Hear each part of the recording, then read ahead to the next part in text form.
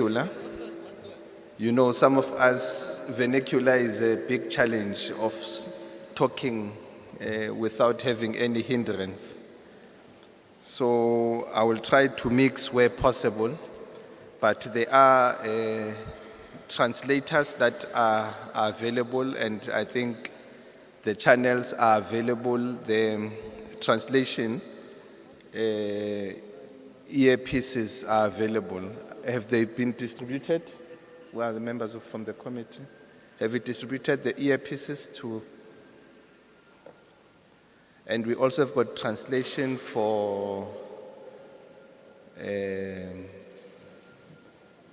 our citizens who are unable to hear, who are deaf. And we are going to start, we are starting a bit late, and we are going to apologize on behalf of the chair, she's running late. She had a prior engagement that she couldn't change. As I've introduced myself, my name is Bandile Masuku, and I'll be facilitating the discussion. We are gathered here in the public participation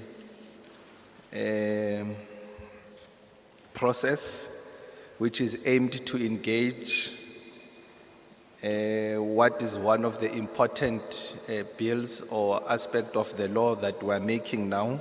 After 30 years of democracy, we have a whole lot of lessons that we have learned over the years in terms of how the public service, the bureaucrats, the politicians have been acting in the space of running public funds and running the country.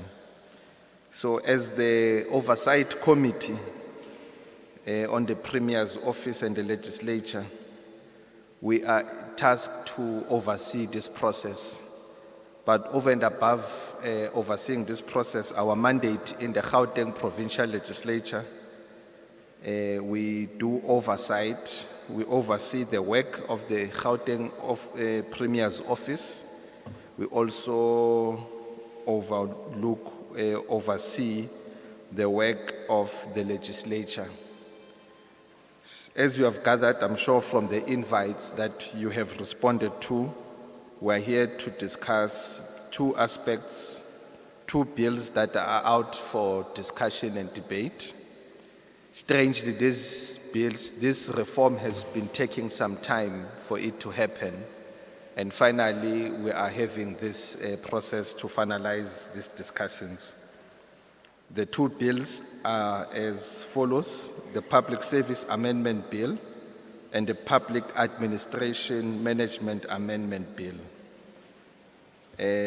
These are Section 76 bills, which affects the operation of the provincial government departments.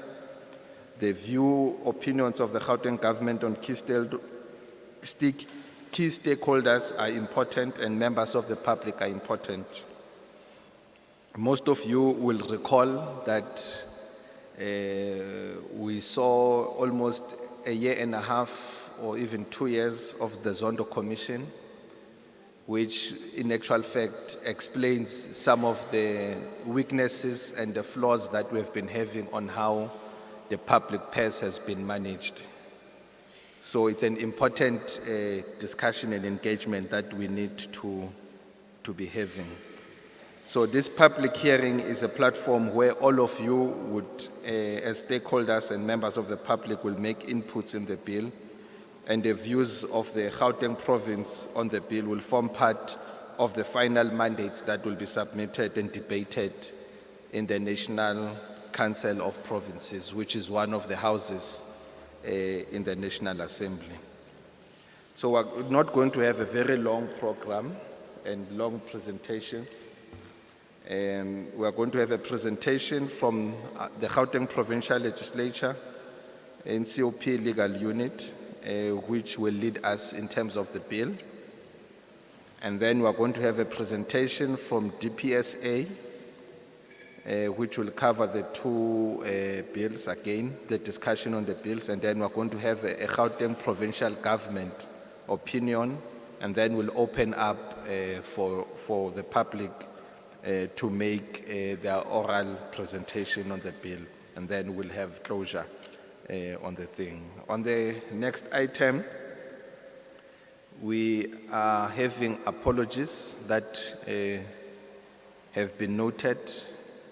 The first apology is for Member Bloom, who's attending to party business. Member Msimang, who's out of the country for party business. Member Meso, who's attending to oversight of the sports, arts, culture and recreation. But before we proceed to any other, and then we have the apology from the chairperson of the committee herself, Member Mekwe. I'm going to allow the members of the committee who are here to introduce themselves, and then we hit on the program as it goes. We'll start from the far right.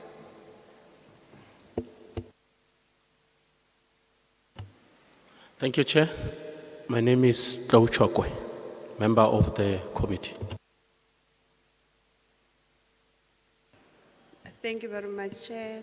Good morning, everyone. My name is Noma Temba Mkheti. I'm the member of this committee. Thank you.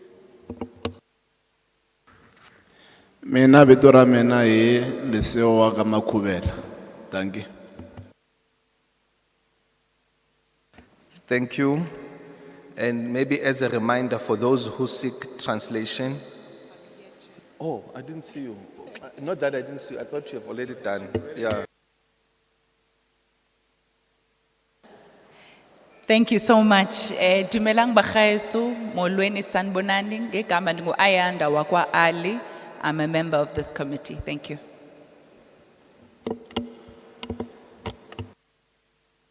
My apologies, Member Ali.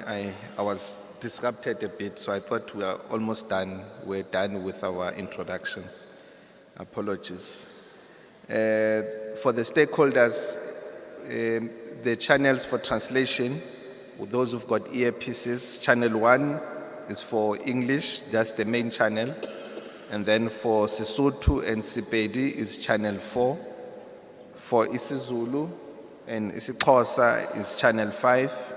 Afrikaans is channel 2. Chivenda and Chitsonga is channel 3. And then the sign language is on the screens as I've indicated. So those who require that will be there. So we can move now to the first presentation of the day, which will be done by Mrs. Winnie Sambo, who's the part of the unit of NCOP and legal. She's going to give us the processing of the two bills. Over to you, Ms. Sambo. And maybe for just one announcement before you take, are you getting ready that breakfast will be distributed? It just arrived now, so it will be distributed where you are sitting. Thank you. Over to you, Ms. Sambo.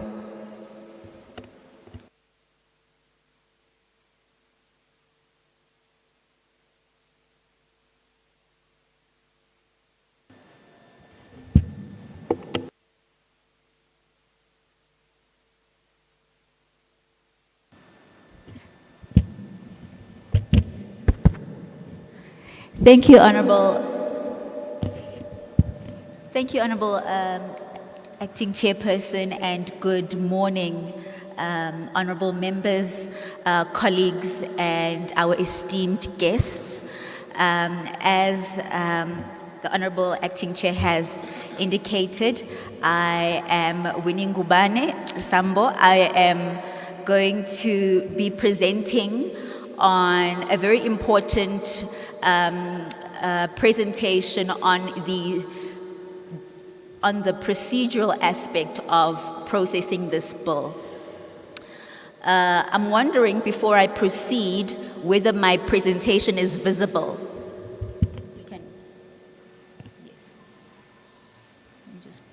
Yes. It is, but maybe if you can put it on the slideshow, it will be much bigger. Thank you.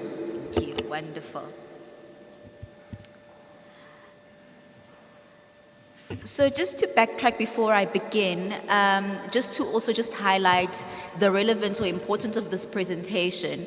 In previous engagements regarding other bills, we've had stakeholders come to us and ask, what is the value of my submissions or my contributions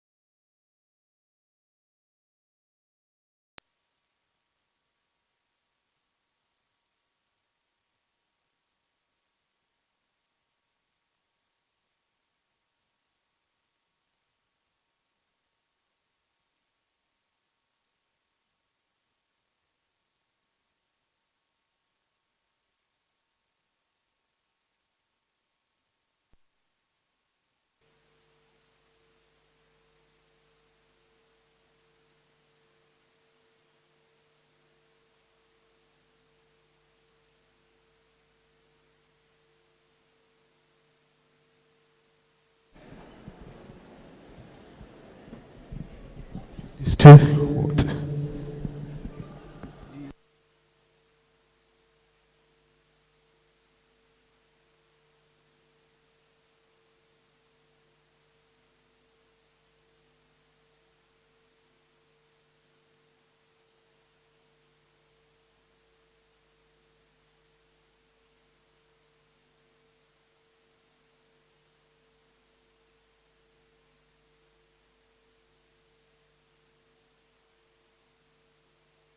One, two. Yeah, maybe the monitors now. Yeah. Apologies, something I just tripped the generator. Okay.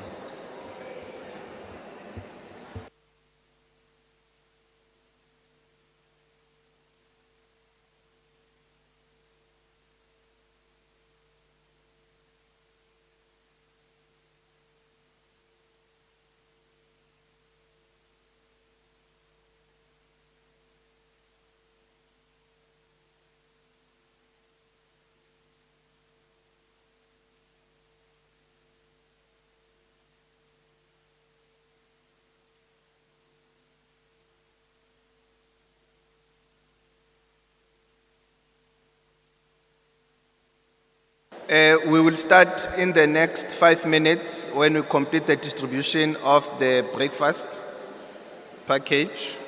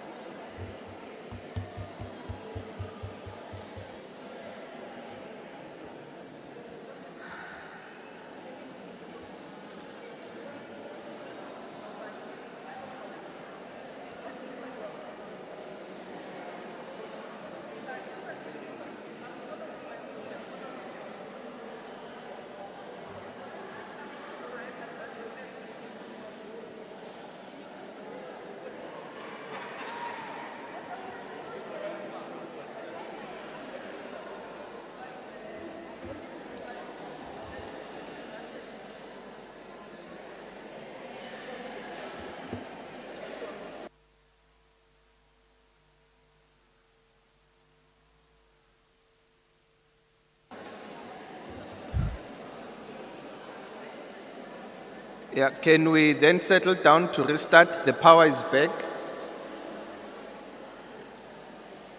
Can we settle down so that we restart? We were interrupted when we were about to receive a presentation from the legal unit from Mrs. Winnie Sambo. Can I hand over to you to continue? Over to you.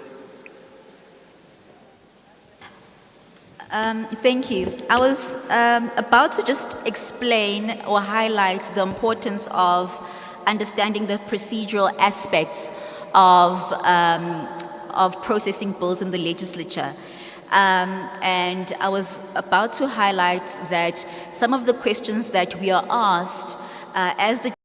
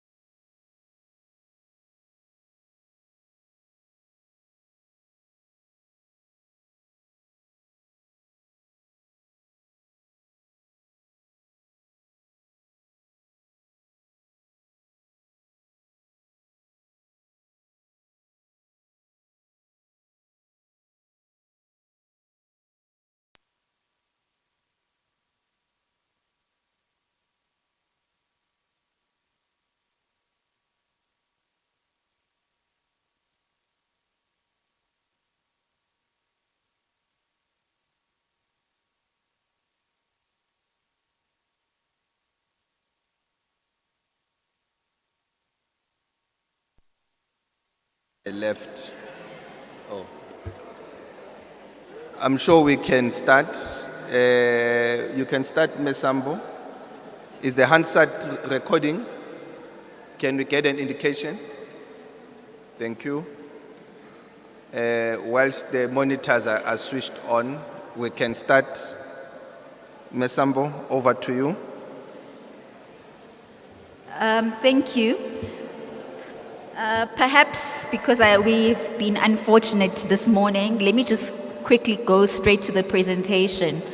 And it's really meant to empower you on the process that unfolds before the legislature in processing this bill. So as everyone would know, that one of the legislative functions of the GPL or the powers is lawmaking. And we start with section 114(1) of the Constitution, which empowers the legislature when considering, legislation to consider, pass, amend, or reject any bill before the legislature and B, initiate or prepare legislation except for money bills. So that is the source of our powers. Then we wanted to just highlight the types of bills that you would ordinarily come across in the Constitution and exactly where these two bills that before us fit in. So a bill is proposed legislation in draft form, which is under consideration by a legislature. So under national bills, we have Section 74 bills, and these are bills amending the Constitution.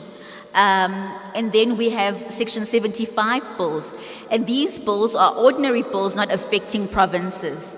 So we hardly ever deal with those in the legislature, in the provincial legislature. Then we have Section 76 bills. That's the bill that is highlighted, that's the section that is highlighted in red. These are ordinary bills affecting provinces. So these are the bills that are ordinarily referred to us by the National Council of Provinces.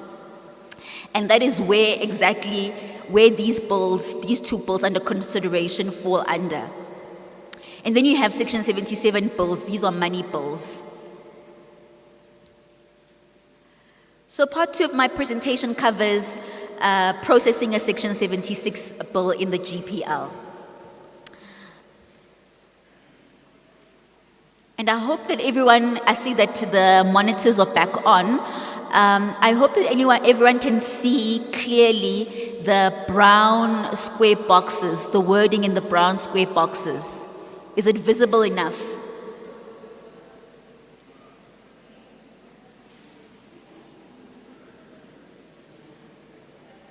Right, I'll just take our guests through. As you would know, Parliament is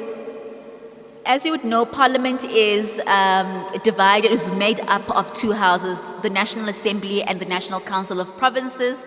And the National Council of Provinces is that house that looks out for the interests of the provinces, all 9 of us, in the country. So, the first stage in the lawmaking process as it pertains to Section 76 bills, when it comes to legislatures, is the informal referral stage. This is where the National Council of Provinces would informally refer a bill to the provincial legislature, that is before the bill has been introduced or tabled. Then after that, the Speaker of the provincial legislatures would also refer the bill to the relevant committee and relevant MEC for information and planning. So this informal referral stage is really about information and planning, to say we have this bill before us, have a look at it, consider it, and just prepare yourself. It will come through later on through a formal referral. So once a bill has been introduced or tabled in the NCOP, the NCOP will then formally refer the bill to the provincial legislatures and provide time frames to process the bills. And these time frames are very important to provincial legislatures because they provide the guidelines that, as to what time do we have to consider and process this bill in the legislature.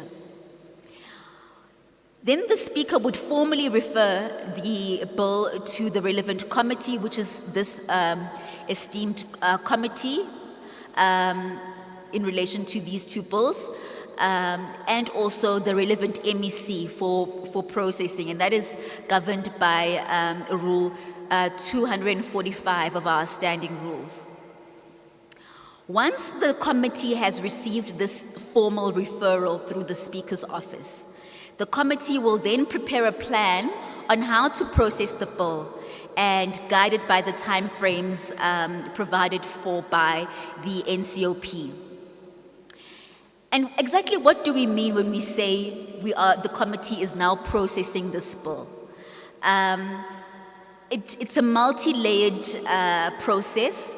The first would be a gathering of information and just really understanding what the bills are about, so that when the committee goes out to the public to speak about this bill, it is already fully au fait with the contents of the bill, what is the bill about, what it seeks to do, and how it impacts members of the Gauteng community. So, it will first receive a briefing by the department, that's the national department, and the NCOP special delegate.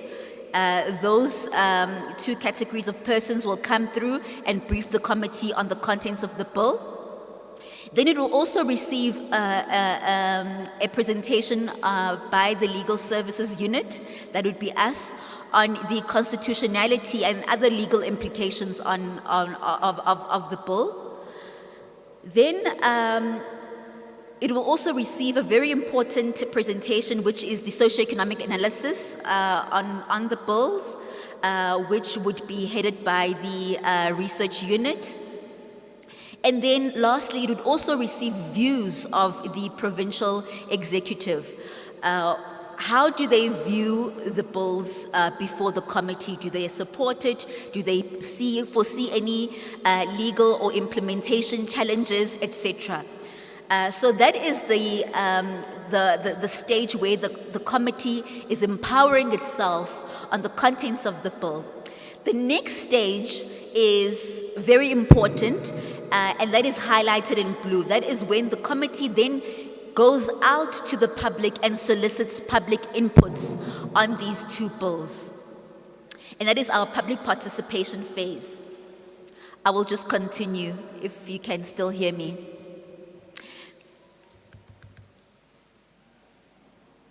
So, at this stage, the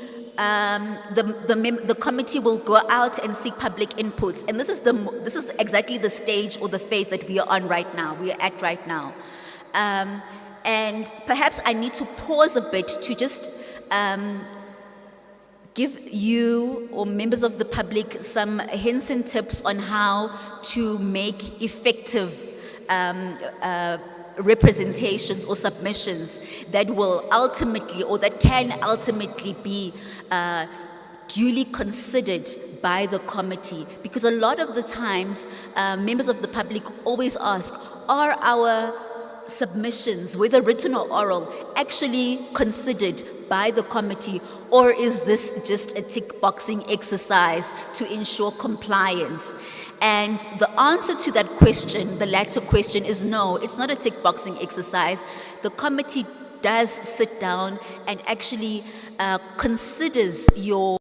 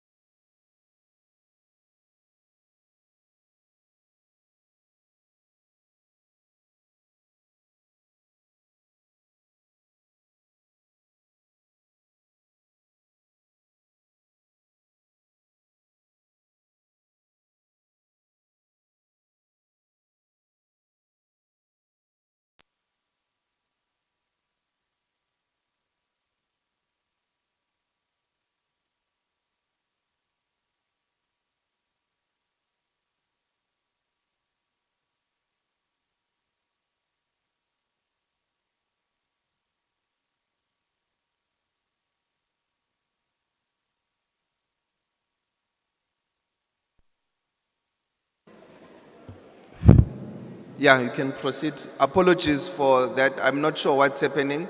I'm hoping that our technical team are working on making sure that the system doesn't trip regularly or frequently. You can proceed, ma.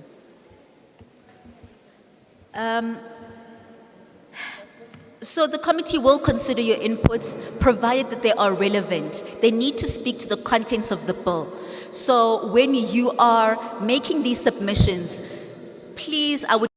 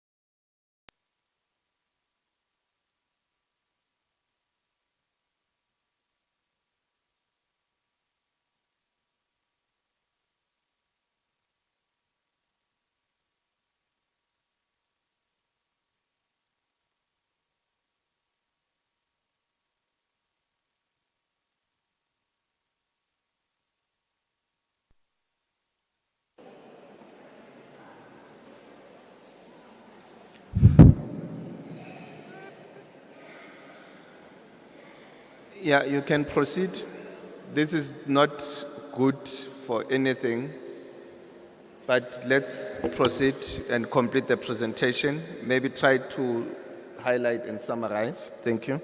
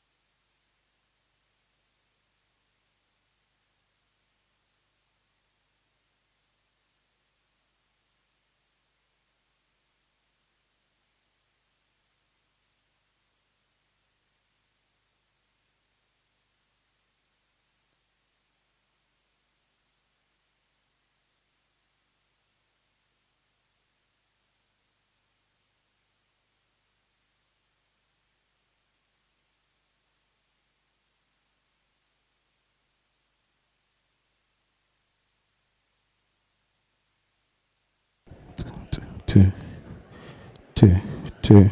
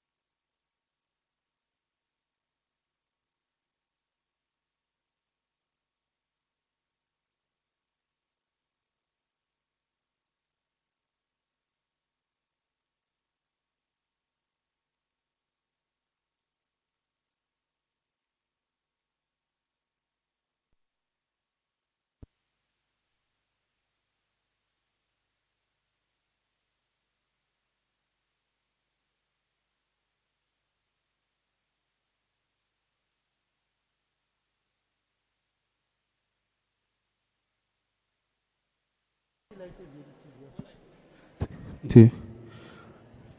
Two.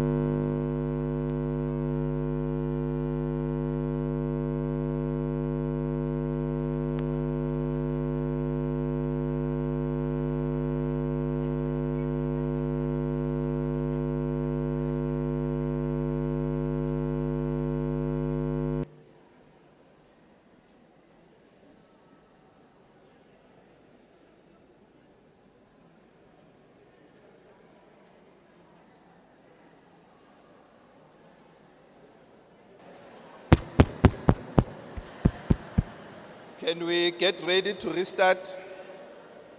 We apologize for the inconvenience. Seemingly our technical people they were not ready for the load shedding. Hopefully now we'll proceed without any hindrance. Actually, I'm even lost of any excuse. There's no any other excuse except to apologize on behalf of the committee and the legislature. This is an important part of the process that we need to complete as a committee and as a province. We hope that we are going to proceed without any glitches now. Can we then hand over to, I'm told that the presentations has been distributed, so it makes it easier for you to follow, so you can be able to continue and summarize on the important aspects of the presentation. Thank you.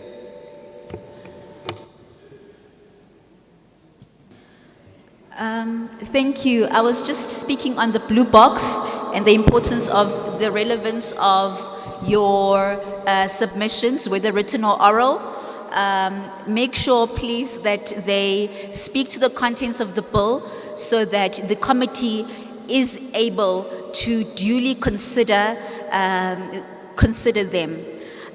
The next phase would be, once this process has been concluded, the next phase would be the negotiating mandate phase. So the committee would go back and sit down, duly consider all your submissions, and then formulate a position.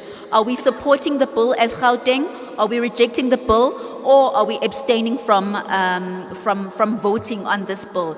And that decision will be encapsulated in a document called the negotiating mandate, which is transmitted to the NCOP Select Committee for consideration and voting. Once that has been done and the NCOP has received all the votes, it will revert back to us, all the provinces, to communicate what is the status of the bill. If there were any amendments, were there proposed amendments rather, were there any proposed amendments that were accepted, etc. And once that is done, the committee will then have to sit again and consider, well, the inputs from the NCOP we've received, do we support these inputs? Do we support the status of the bill in its current state as from the NCOP or not? And that decision will be encapsulated in a document called the final and voting mandate. So there's two mandates, the final and voting mandate. and then again it will indicate whether the GPL rather is voting in favor of the bill, against the bill, or abstaining from voting on the bill. Now, in the NCOP plenary, sorry, my apologies about that. In the NCOP plenary, voting will occur on the bill, and in order for a bill to pass, each province has one vote, and at least 5 provinces must vote in favor of the bill in order for it to pass. And if it so happens that these 2 bills do pass in the NCOP, then they'll be transmitted to the National Assembly. The National Assembly will again pass the bills. After that, the bill will be submitted to the President for assent, and it becomes an act of Parliament. So it will be part of our statute books. And then thereafter, then a signed copy of those 2 acts, they now would be called acts, would be entrusted to the Constitutional Court for safekeeping. So that is, in a nutshell, at a very high level, the process that will unfold when it comes to considering these 2 bills in the GPL and also in Parliament. Thank you very much. Thank you. I hope you do have the presentation in front of you. It just sums up on the process of where how the lawmaking works. And this is one important step that we need to do in terms of participation of the public and engagement. Like I've said in the opening remarks, this is an important bill that we are discussing because it seeks to correct all the wrong that has occurred and even introduce new interventions if there are any. The Zondo Commission was one of the important events that happened that indicated the weaknesses that we have seen and observed in managing the public purse and in managing the public affairs of the country. So we're going to move to the next presentation, which will be done by DPSA, Ms. Renisha Naidu and Ms. Lucita Amadas. I hope I pronounced it okay. I didn't butcher your surname, Ms. Lucita. Over to you. They are from the Department of Public Service and Administration. Over to you.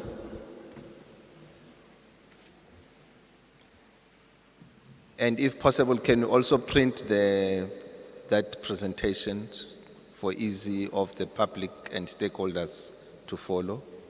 Thank you.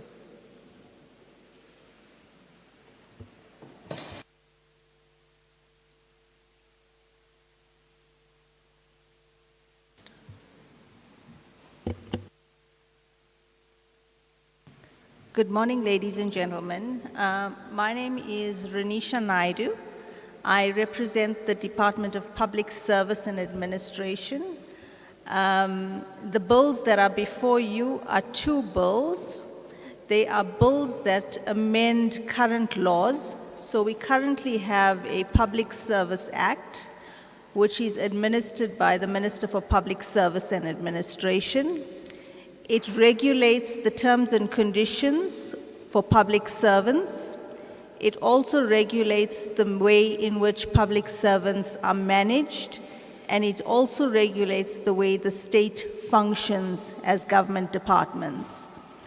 The second bill is a bill that talks to certain matters that are not regulated elsewhere, and they talk to matters that affect national department, provincial departments, and local government, as well as public entities. I'm going to hand over to my colleague, Ms. Rushita Amaidas, and she's going to deal with the first amendment that deals with the Public Service Act. Thank you so much.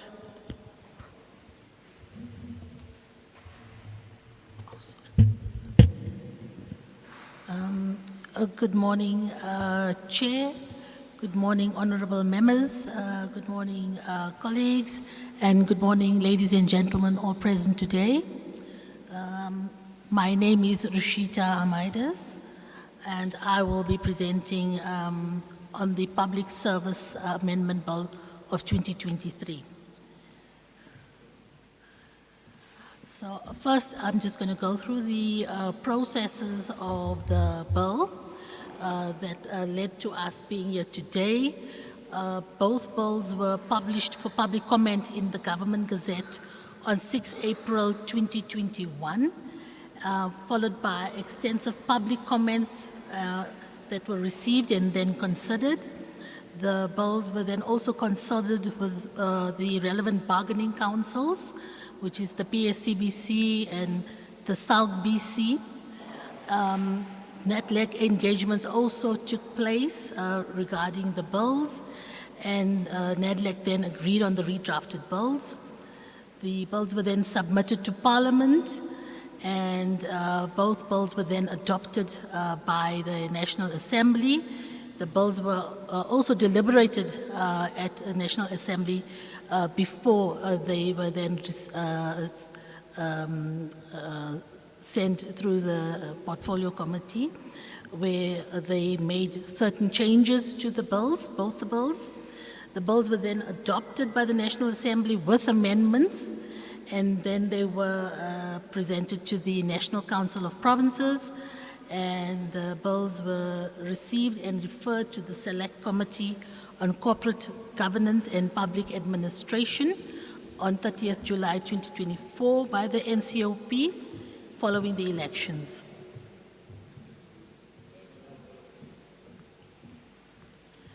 So just to give a bit of context for the present bill, the process to amend the bill began during 2019, and it adopts a holistic approach to public administration, which is centered on several pillars, one being citizens, and we are asked, the question is, how do we then, citizens, benefit from public administration in terms of government? How does government meet its obligations to the citizens of South Africa? The service, how does the public administration render the services to the public to meet the demands of citizens and ensure that government meets its obligations? And then lastly, the employees in public administration. It asks what is expected from public servants to ensure that these services are rendered properly to the public. So the provisions, the amendments to the provisions in the Public Service Amendment Bill, and I will refer to it just as the bill going forward, arose out of the proposals made by the National Development Plan, changes in labor legislation and policy, as well as the objectives of the Single Public Administration Initiative, which my colleague, Chief Director Renisha, will speak to in the Public Administration Management Amendment Bill, and the professionalization framework, and the response plan of the President to the Zondo report. So going forward on the presentations, I'm going to refer to the different clauses and the sections that are proposed to be amended. The first amendment proposes an amendment to Section 1 of the Public Service Act, which is the Principal Act, which is being amended. It proposes amendments to the definition of executive authority, to clarify the powers of the President and Premier in relation to heads of departments. It also proposes an amendment to a head of department for ease of interpretation to remove the reference to acting HOD. What it also proposes is an addition of a new definition of political office for purposes of Clause 16, which deals with the prohibition of heads of department and employees reporting directly to a head of department from holding political office. Political office is then defined and is also limited to as follows, and is limited as the position of chairperson, deputy chairperson, secretary, deputy secretary, or treasurer of the party nationally, or in a province, region, or other area in which the party operates, or any equivalent position, irrespective of the title designated to the position. So regarding this specific definition, which is a new definition, we will speak more to it at clause 15 in the slide. Slide 6 then reflects these amendments to the definitions, and so does clause slide number 7 and 8 as well. So we've included the actual amendments just for your ease of reference, and then you are able to place the amendments in context. So regarding clause 2, it proposes an amendment to section 3(1) of the Act, and it deals with the minister, and when we refer to minister, we mean the Minister for Public Service and Administration, and that is the minister's power to make norms and standards on various matters. So when we refer to norms and standards, the minister has the power to make norms and standards to say how the department must operate and run its operations to give effect to the constitutional obligations placed on the minister. And that is reflected in slide 9, the amendment. Then at slides 10 to 13, as I go through them, these slides deal with the powers of executive authorities and the powers of HODs. So slide 10 speaks to the National Development Plan, and in chapter 13 of the National Development Plan, which deals with building a capable state, they made certain policy proposals. They first identified certain weaknesses in governance structures in the public service that led to uneven performance at the local, provincial, and national government. And this included tensions in the political administrative interface, which causes instability in the administration. So therefore, they proposed that this political administrative interface should be stabilized, and it should be clarified to ensure that there is a clear separation between the roles of the political principal and the administrative head, which is your HOD.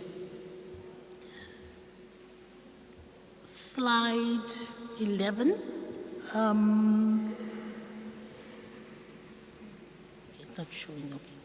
So slide 11 identifies the administrative powers to ensure that operational matters are at the level of the HOD, and strategic powers must then vest with the executive authorities. The approach is crucial to achieving an efficient and professional public service, and that is just to give also effect to the professionalization initiative as well.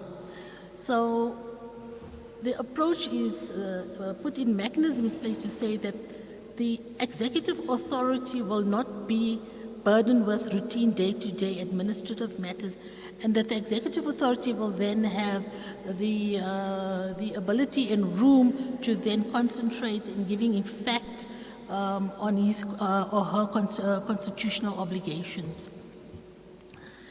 It also will ensure that decision-making is closer to the administration and are not dependent on delegations from the minister, as is the case currently.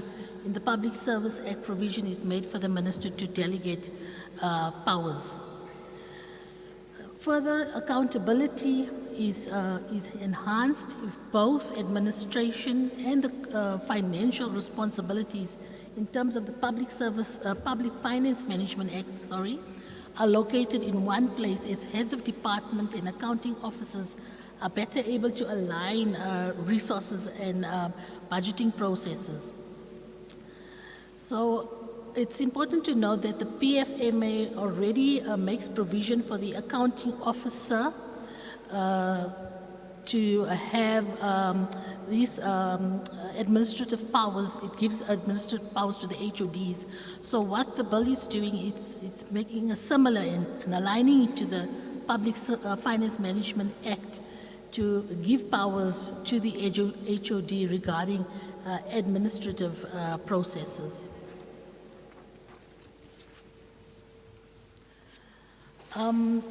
So in giving effect to stabilizing this political administrative interface in the bill, it had to be ensured that certain checks and balances are put in place to ensure that there are accountability, that and to ensure there's a balance of power as well. And these checks and balances are the following: that the head of department will be accountable to the executive authority for the administration of the department in his or her functional area of responsibility. And the head of department will then also report to the executive authority as and when required.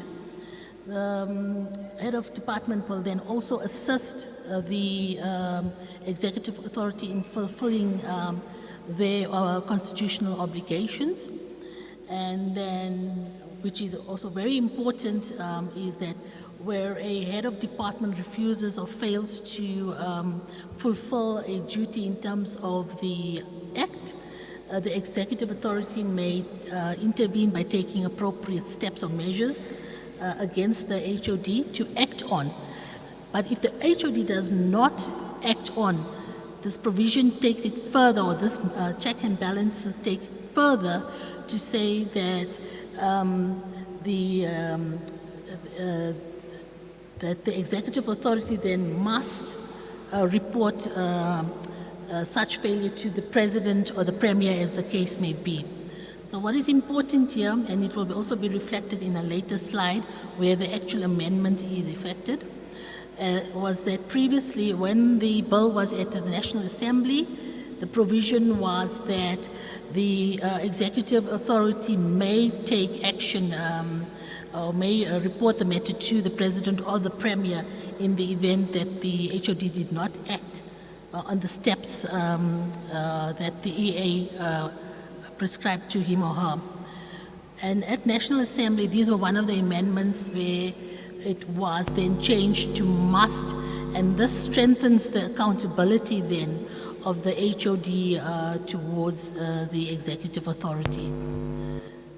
So it's slide 13. So slide 13 speaks to what I have been speaking to in the previous slides. So this diagram is the triangle on the left-hand side of the slide, all the constitutional obligations that fundamentally rest with members of the executive. And those are clearly indicated in the red fields on the left-hand side. It is coordinating the functions of the state, preparing and initiating legislation, implementing legislation, and developing and implementing policy at both national and provincial level, and also performing other constitutional and legislative functions. These powers in the red fields are still vested with the executive authority. And it's important to note that the triangle on the right-hand side contains or reflects one more red field, and that red field is the approving the strategic plan of the department. So the executive authority is saying, how are the department going to be run to meet its constitutional mandates of each executive authority? So that still resides with the executive authority. The dark blue fields on the right-hand side, or the right-hand side of the triangle, it depicts those powers that already vest with the HOD in terms of the Public Service Act, and which empowers the HOD to deal with the training of staff, specifically labor relations, and discipline management. So in terms of the Public Service Act, the HOD already has powers vested to perform certain powers or to give effect to that. And then the light blue fields on the right-hand side of the slide are those powers that will vest directly with HODs in terms of the bill, and that is the recruitment specifically, the recruitment and appointment of employees, the remuneration and career incidents of employees, performance management, dismissal or retirement of employees, the transfer of functions within the department, human resource planning, organizational structures and establishment, and approving RWOPs, which is other remunerative work performed by public service employees. So those are basically, I think it's 1, 2, 3, 4, 5, 6, 7, 8 functions. As we go through the bill, in the ensuing slides, you will see that those powers are then going to be vested with the HOD in terms of the proposed amendments to the bill.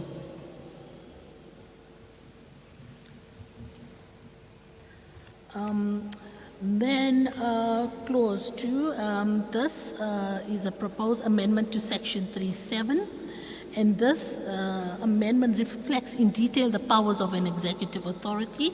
So I've spoken to that in the previous slides, and this provision at slide 15 are indicating the exact powers that, or the proposed powers that the EA will have. At slide 16, it reflects an amendment where section 8 of the Principal Act, that is the Public Service Act, is moved to section 5.9 as a new provision at section 9.5, and this includes the power for the HOD to deal with matters of former employees that that he or she would have been competent to manage when they were employees. So this is where an employee exits the public service for whatever reason, resignation or whatever, and then there may be an issue where there are problems encountered with the pension amount that is being paid out to the member. So although the employee is exited the department, the HOD will still have power to deal with this matter of a former employee. And that is reflected in slide number 17, that amendment. Then we have at slide number 18, which proposes an amendment to section 3.9. This is a new provision. I spoke to this at the checks and balances for vesting powers with the executive authority and vesting of powers with the HODs. That was one of the checks and balances that I referred to, so I will not repeat it again. And that amendment is reflected at slide 19. That is a amendment to section 7.3a. It is just to align with the definition of the head of department, which has been amended at clause 1 of the bill. Then at slides 20 to 21, it sets out in detail the powers of the HOD, which includes performing all duties necessary to support the executive authority's responsibilities and manage the department and its employees. This has also been spoken to in the slides that I've regarding the powers of the HOD and the executive authority. And that amendment is reflected here at slide 21. It proposes all of these powers to vest with the HOD. Then at slide 22, this is a proposed amendment. It's actually a new provision, which is a amendment to section 7.3c. The national development plan that I referred to earlier on also reflects that there should be administrative head who has oversight over operational and administrative matters at both national and provincial level. Director Generals will then report on operational, organizational, and administrative matters to the national head, and the provincial HODs will then report to the provincial head. So in this section, the provision is made for a DG in the office of the Premier, but none is made for at a national level. So section 73C then provides for a provincial administrative head, but, oh yeah, I spoke to that, sorry. So clause 4 then therefore seeks to empower the DG in the presidency to be the secretary to the cabinet, to coordinate and convene the chair of the Forum of South African Directors General, which is FOSAD, comprising of all heads of departments listed in column 2 of Schedule 1 to the Act, and subject to sections 85(2)(c) and 125(2)(e) of the Constitution, will be responsible for intergovernmental relations, and on an administrative level, it will be responsible for between the presidency and the national departments and provincial departments and government components, including coordination of the actions at legislation. The head of public administration will then also support the president on any other matter which is entrusted or assigned to by the president or under any act or other law. That provision or amendment is indicated at the slide 723. At slide 24, this proposes an amendment to section 73E of the Act to align with the creation of the head of public administration that I just referred to now. That is indicated here at 24. At 25 and ensuing up until 25, from slides 25 to slides 30. Those are the powers that were spoken to regarding the vesting of administrative powers now with the DG, the proposed amendments. So I will skip those slides. Then just at Clause 8 is also one of those powers or an amendment where it proposes an amendment to section 14A to provide for the continuation of employment when a person employed by an organ of state is appointed in terms of section 9. So an assertion is proposed to retain section 15(1), which was repealed by the Public Administration Management Act, to ensure that certain benefits of employees who are appointed from other organs of state are protected. So what can be protected? An example is that, for instance, when they move from, when they change or move from between organs of state, is that, for instance, their years of service will not be interrupted, so it will not impact benefits like that, or a term of employment. That is reflected in slide 32, the amendment.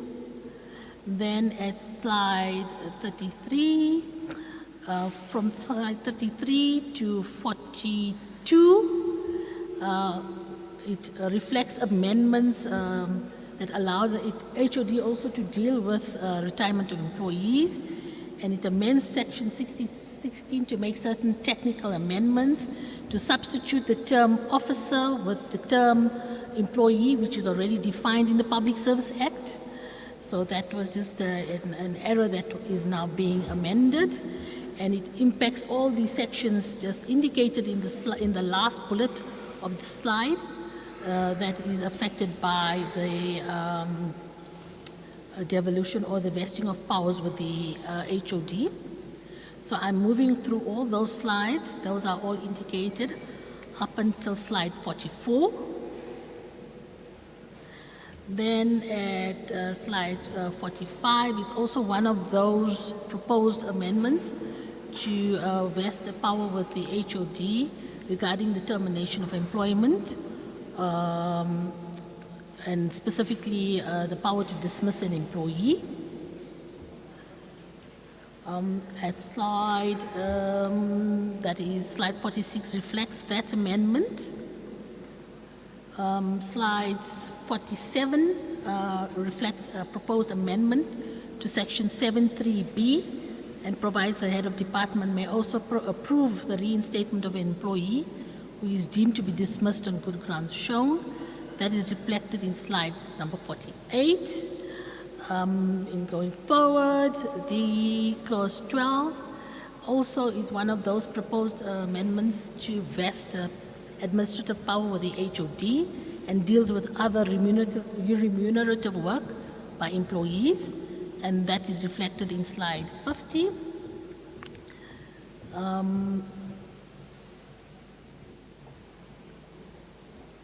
Slide 52 is, this is a very important slide as well.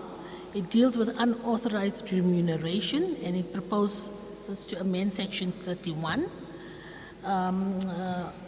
No, this one is just a technical amendment, sorry, to correctly reference the commission, which is the Public Service Commission, then the Constitution, and also to make an amendment to correct an error with reference to section 30 of the Act. And that is reflected in slides 53 to 55. So at clause 14, the 13 direction, this one direction to perform other functions or to act in another post. It proposes an amendment to section 32(1) and 2 of the Act. So here, what the EA has, the EA has the power to appoint employees to act, or he has the power to appoint employees to perform other functions. So where he or she gets where you appoint somebody to act, it's in instances where a person is, for instance, absent from work, and somebody is appointed to act in their stead. And then also, this also indicates that the EA has the power to also appoint employees to perform other functions, which we refer to as reassignments. And these are functions they will perform over and above what they currently are performing. So in respect of reassignments, which are also known as internal secondments, they are permitted only within the department, and the power to reassign an HOD is then vested with the executive authority, and the power to reassign other employees is vested with the HOD. For the proposed amendment to section 32(2), which deals with acting appointments, this is also only permitted within the department, and where there is a vacant head of department post, the relevant executive authority will be responsible for that, who is responsible for that specific portfolio, will after appoint an acting HOD after consultation with the president or premier, relevant president or premier. And then in the case of other vacant posts, the head of department may appoint an employee. So those amendments are reflected in slides 57 and 58. Then at clause 15, it proposes amendment to section 35(5) of the Act, which deals with the grievance of employees. So currently section 35 provides that the Public Service Commission can determine the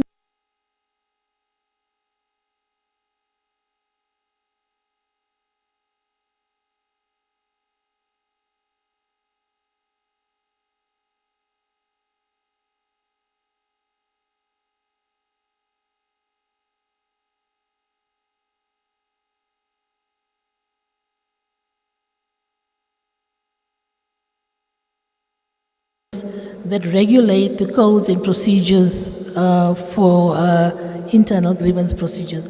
So this clause basically seeks to, or proposes an amendment to provide that the minister will be responsible to determine the internal procedure, and the Public Service Commission will then continue to regulate the external grievance procedure. So once an employee is not satisfied with the outcome of the internal grievance procedure, the matter they may then refer it to the Public Service Commission to take the matter further. So that's the external grievance procedure.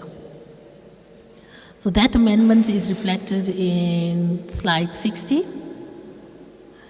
Then earlier on, we spoke about the insertion of the new definition of political office. And then clause 16 then gives effect and makes provision for the limitation of political rights.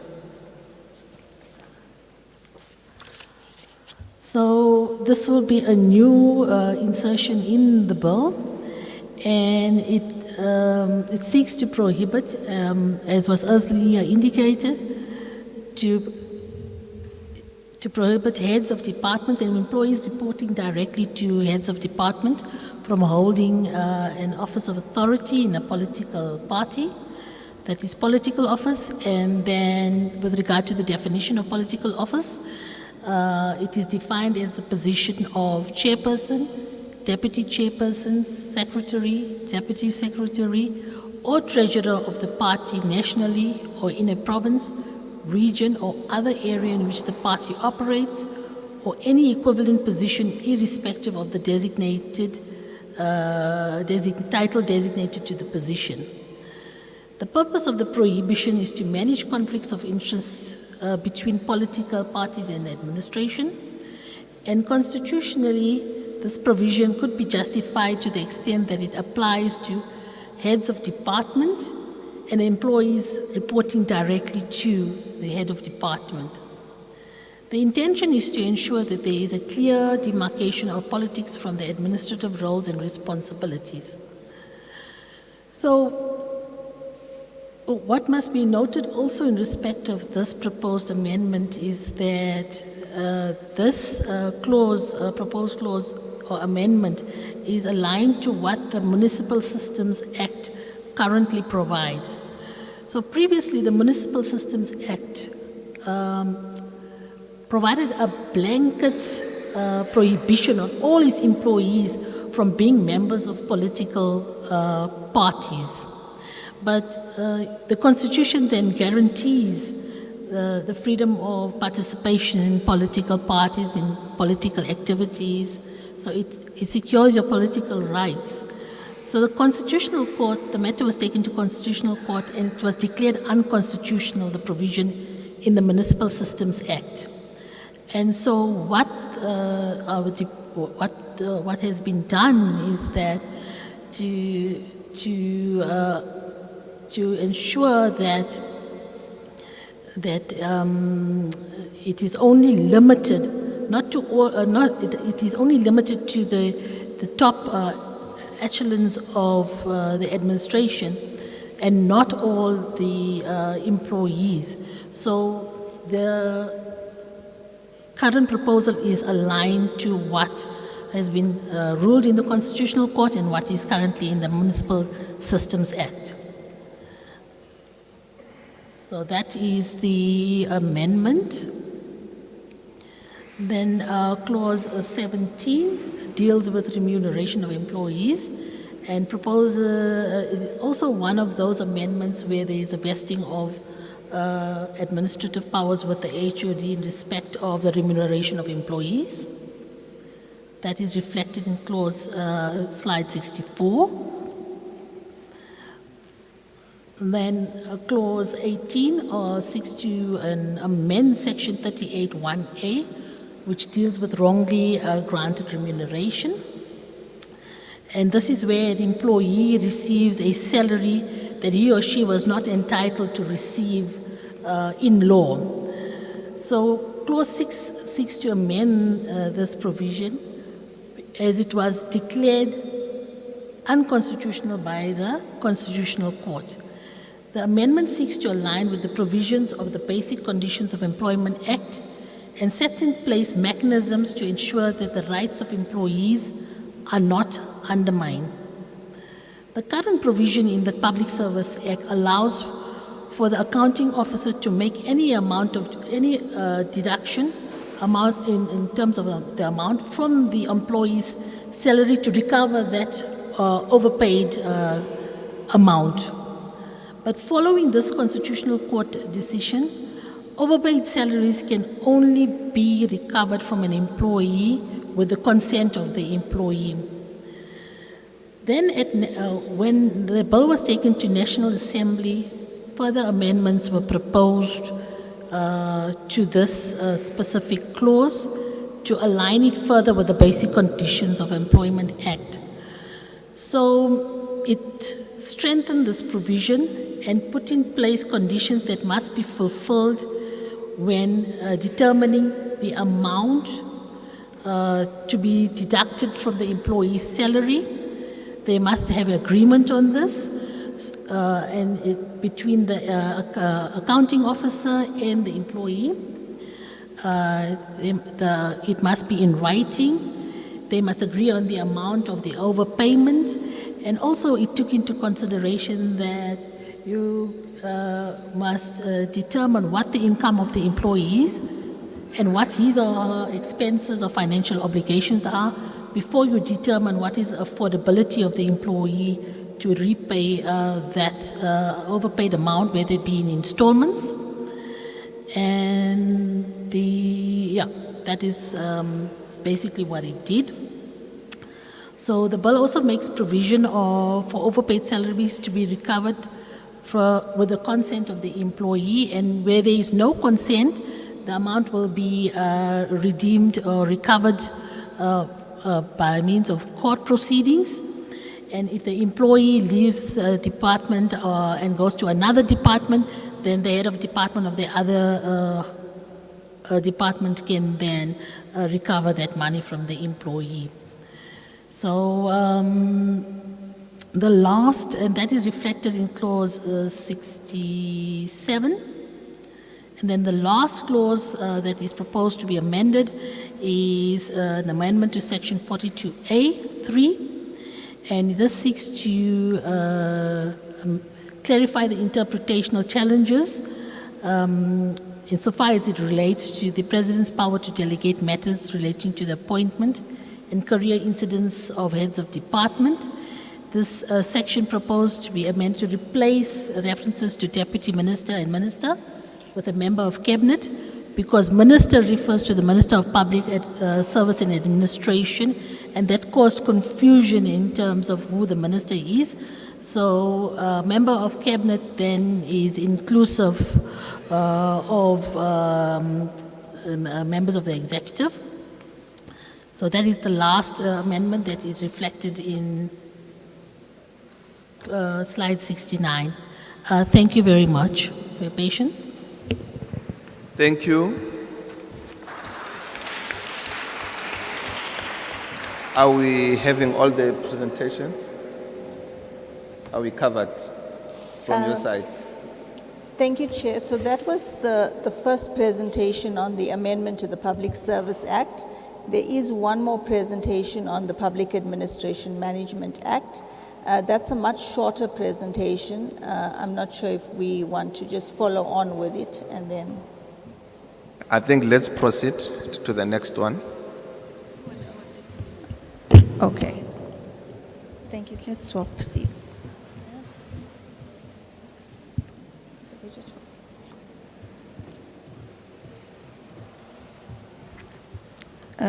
Chair, thank you very much. Good morning again, ladies and gentlemen. Good morning to the committee. Can you hear me now? Oh, okay. So the second bill that we are amending, or the second act that we are amending, is the Public Administration Management Act. What is important about this act? It is one of those acts that regulate the national department, provincial department, and local government. And it's important to note that this was part of an initiative that was started way back in 2014 when the Act was enacted. And what the Act does is it tries to deal with all three spheres of government to ensure that the services that are rendered by all three spheres of government are the best services that citizens can receive. What we try to regulate in this particular Act is matters that are not regulated anywhere else. And you'll see when we talk to it, the idea of this particular legislation is to create better public administration across all three spheres of government. It is also to strengthen what we currently have. So we currently have laws in place. The idea is that with this bill, we will have better laws and better processes to manage the way public servants conduct themselves. We also hope that as we do these processes, we professionalize our public servants in the process to make sure that what the Constitution says in Section 195 is then realized, because the Constitution says we must have a professional public administration. We must also have a state that is properly capacitated and is properly capable to deliver services. Because it doesn't matter what we have in place and who we have in place.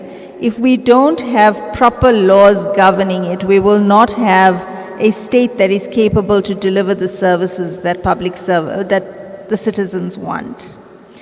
So the bill does many administrative things. It gives you definitions of certain concepts that are used in the law, and that's just simply to make the law easily interpreted.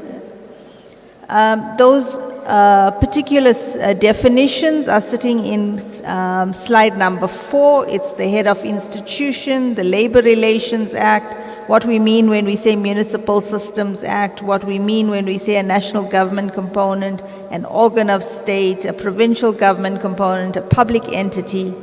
So all those definitions are inserted into the Act, and it's only to make the Act easier to read. Then in terms of Clause 2, we deal with the transfer of employees. What is important about transfers of employees is that it allows the public administration to allow people to move, or employees to move from different spheres of government to where their skills are required.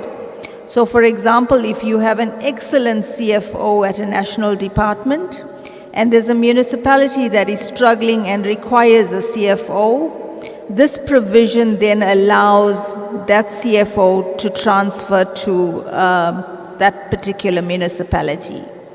So what the provisions do, and the way we've written the law, is that employees who transfer from national government to provincial government and then to municipality, you need the consent of employees. So you can't just move people around without their consent. So the way the bill is written is that if you move from a national or provincial department to a municipality, you can consent to the transfer, and when you consent, your terms and conditions will remain the same, so you won't be unfairly prejudiced. But the idea is that your skill will be better used where it is needed. And the provisions are written in slide number 8 and slide number 9, as well as slide number 10 and 11. Then in terms of secondments, what the Act, or what we are proposing to amend, currently the Act provides, and what we are amending in that is to say that that can only happen where it is operationally justified, which means that you are seconded. Then clause 13 sets out what the actual provision is written. Well, Systems Act already deal with how functions in government, a new Minister of Electricity, and the functions responsible for that electricity function will then move to that minister. The Constitution already defines how those transfers will happen, so what we are saying is that this Act does not need to deal with that matter, and we are repealing it. In terms of Clause 5 of this particular bill, we are then defining what it means when we say organ of state, because currently the Act says state, and nobody understands what we mean when we say state. So we have replaced that word with organ of state, and we in the public administration is not allowed to do business with the state. What we have done in this amendment is to just clarify issues that have been difficult to manage for many reasons. The first one being the definition of state, the second one being the definition of what we mean by a director, and we've defined what a director is. We've also defined what a company is.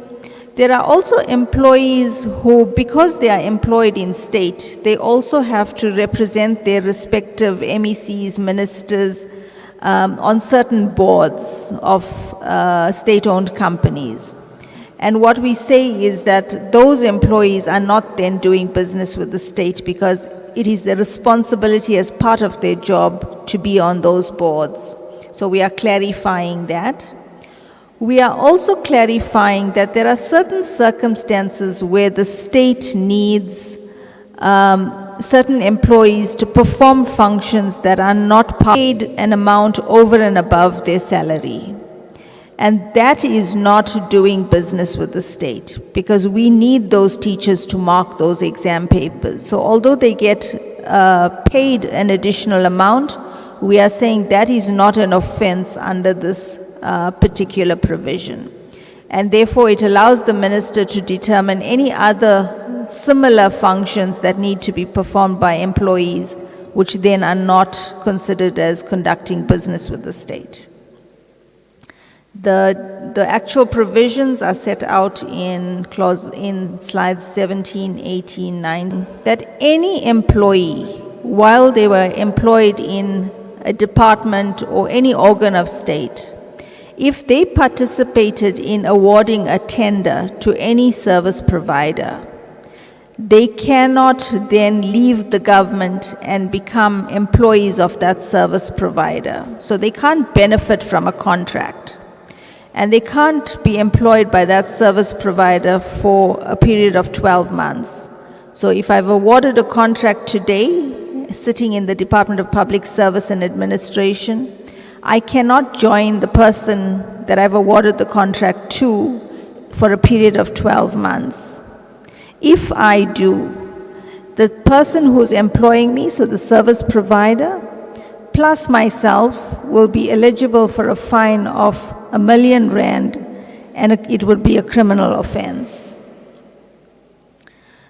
The provisions are written in slide 22 and 23 and 24.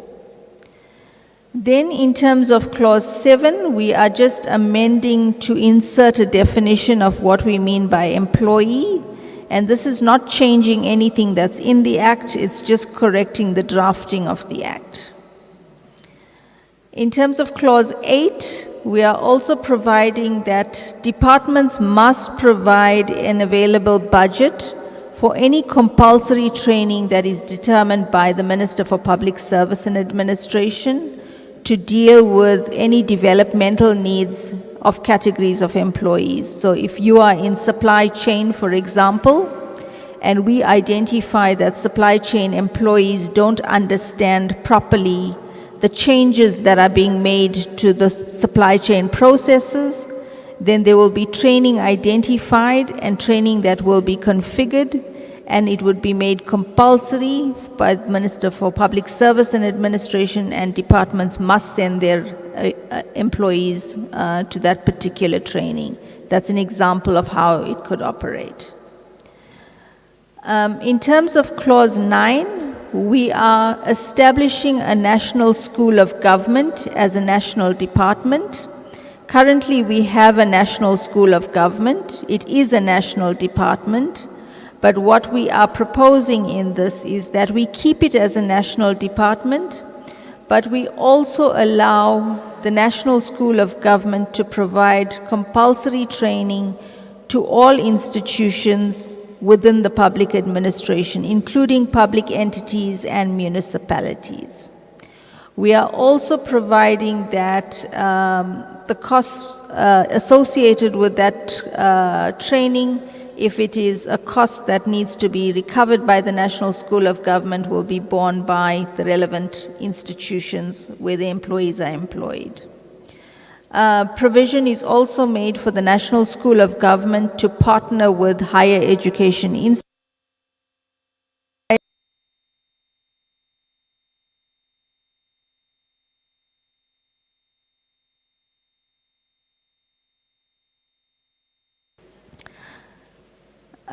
There was an amendment during the National Assembly, and they added in provisions that allow the National School of Government to also do assessments, and that's set out in slide number 29. In slide number 30, we are repealing section 12, because section 12 talks about a National School of Government that is like a college or a university. And because I said we are not configuring the National School of Government as a higher institution, but as a department, we are suggesting that this clause is not applicable and must be removed. In terms of a directive by the Minister relating to education and training, again, in terms of clause 31, slide 31, it's removed. Where the Minister determines that certain mandatory training must happen, like I said, the supply chain management course. Currently, the Act says when the Minister determines that course, Cabinet must mandatory training and it should be rolled out. So we are removing the requirement to go to Cabinet and seek Cabinet approval. In terms of clause 12, which deals with the powers to make minimum norms and standards, in section 16 of the current Act, the Act that's already passed by Parliament, it makes provision for the Minister for Public Service and Administration to issue norms and standards on the promotion of values and principles that are set out in section 195.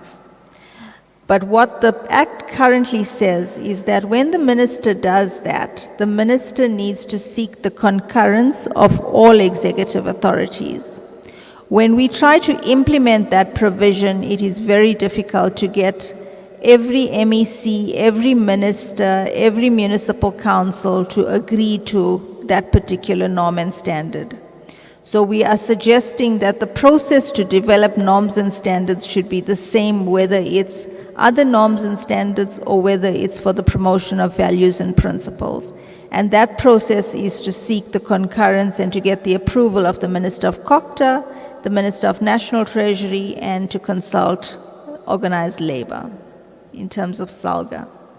And those provisions are set out there. The Act also has a clause 13. In clause 13, it has a section 17.7. And in 17.7, it talks to the Office of Standards and Compliance and its members.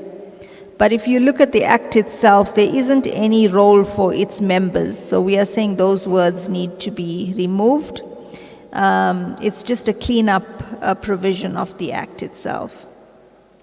Then the next few slides are quite important because it affects employees and their conditions of service and how we pay employees within the public administration. What this section does and what we're trying to do with this section is to make sure that where employees are paid different salaries and there's no reason for why they are paid different salaries, or where their conditions of service are different and there's no reason why it is different, we are suggesting that there must be processes to remove anything that is not justifiable as conditions of service. In terms of section 17A, we have also limited that ability to do that to the senior management services of both the national government, the provincial government, and local government. And we are saying that as we remove these unjustifiable differences in remuneration and conditions of service, we do so through the following processes, where the minister is allowed to set the upper limits of remuneration and conditions of service, and also to put in place steps to remove going forward any of these unjustifiable disparities. During the National Assembly process, initially we had suggested that this ability of the minister to remove unjustifiable disparities should be for all employees.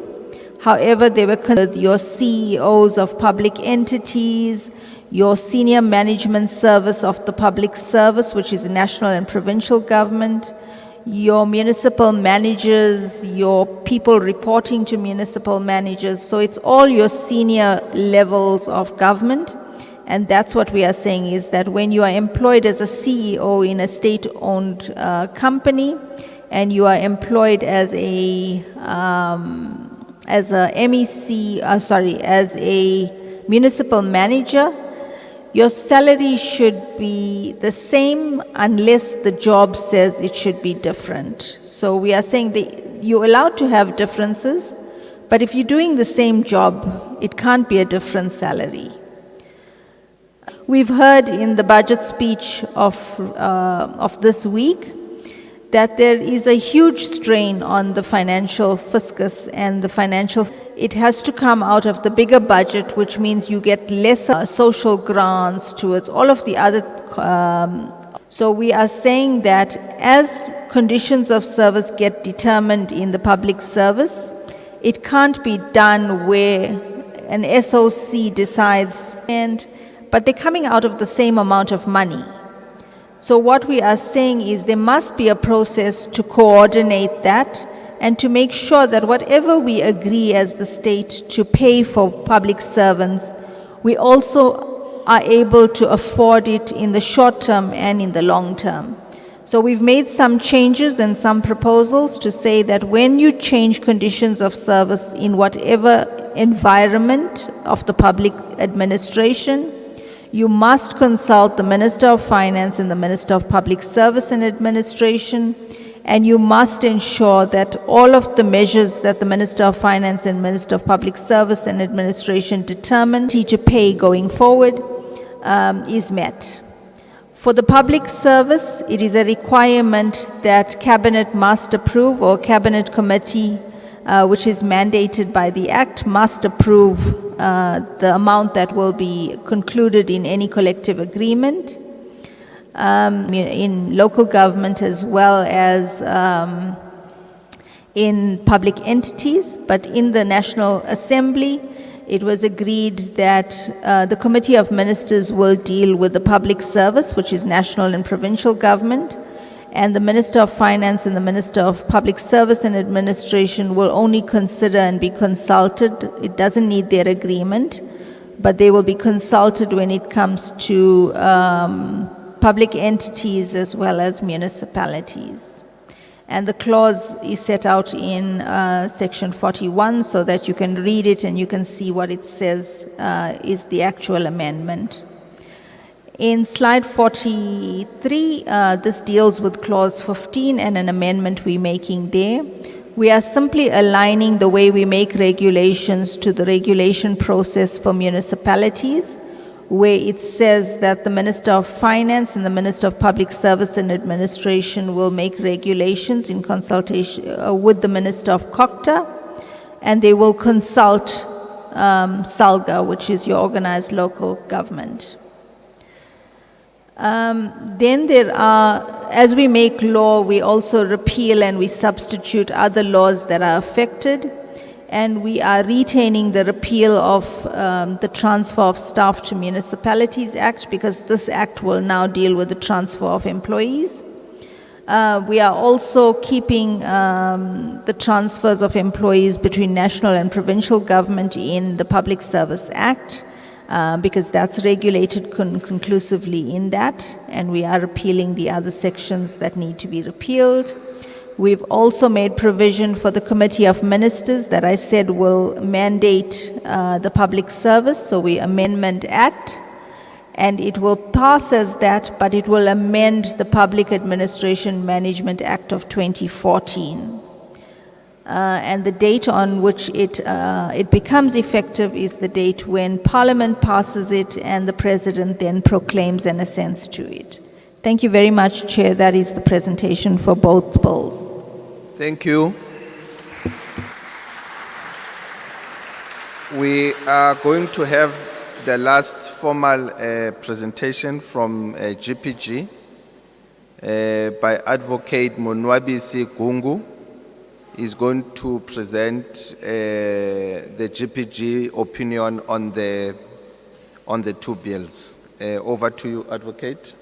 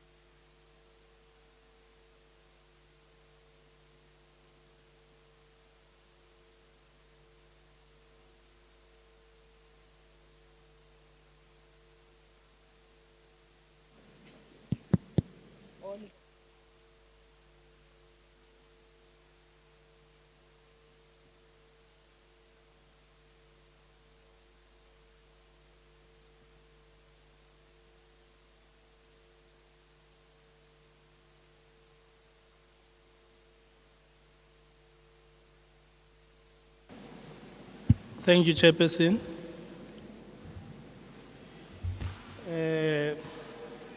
My name is Monwabisi Gungu, and I come from the Office of the Premier to make this presentation. My presentation, Chair, essentially covers two broad areas. The presentations that were done by my colleagues, it talks to that substantively, but what my presentation does is just focuses essentially on two broad areas. And those areas, Chair, it's on the limitation of political rights of HODs and the senior managers. That is one of those. The second broad area, Chair, is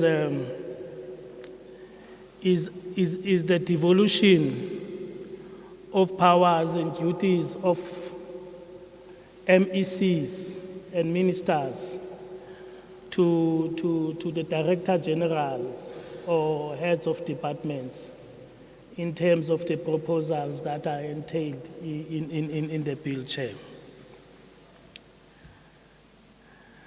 Chair, as you will know that the bill seeks to amend the Public Service Act, which act, of course, we will all know aware that it didn't follow. When it was first enacted, it didn't follow the process that we are now accustomed to, that is made, that every act is made or is adopted by Parliament, because the interim constitution allowed the President in Section 237(3) to issue a proclamation in terms of the Act. And the Act, for instance, was, of course, enacted by the President, was designed to rationalize public administration under the new constitution, under the new interim constitution, and to replace, of course, the laws that were applicable in all the former independent homelands, as well as the self-governing territories. In a nutshell, Chair, you had 15 laws that were applicable in respect of public administration throughout what is now the Republic of South Africa. You had the Republic of South Africa, the then Republic of South Africa. You had 4 provinces that were in existence at that time. You had 4 independent homelands, TBV states, that's what we call TBV states. And then we had, of course, 6 self-governing, Kwangwane, Lebowa, KwaZulu-Natal, KwaNdebele, and all those things. So the purpose of the constitution, as well as acts of parliament, are after that, Chair. Parliament are after that, Chair. I've said a mouthful on that already, Chair. The rationalization, I've said it there already. As I've said, that the main object of the Act, of course, was to rationalize the public service. So the Public Service Act, the main intention there is to provide for the organization and the administration of public service in the country. And the second part of it, of course, is to regulate the conditions of employment, the terms of office, the discipline, the retention, the discharge of members of the public service. That was, of course, the second part. This is so much important because that is how, of course, the devolution is designed to cater for. If all those things that this Act in the second part attempt to do, then shouldn't be left to the realm of heads of departments, of Director General, because they are seen as administrative functions, Chair. And of course, the third part was to provide for matters that are connected therewith. So this is the scheme of the Principal Act, Chairperson. This is the scheme of the Principal Act. So whatever amendments, because we are not changing that is what is in there. This is what is in the long title of the legislation. So everything that then we put into the bill, if we are not changing the long title, then everything should fit neatly to the long title, because the long title deal with the purpose of the bill. So these amendments then must fit within. So the fundamental question is to see if the amendments that are being proposed by the department fits neatly in line with that purpose of the Act, because the purpose of the Act remain the same, is not being changed. The original Act consists of 8 chapters, and chapter 1, of course, it contains two sections, and one of those sections, of course, is interpretation.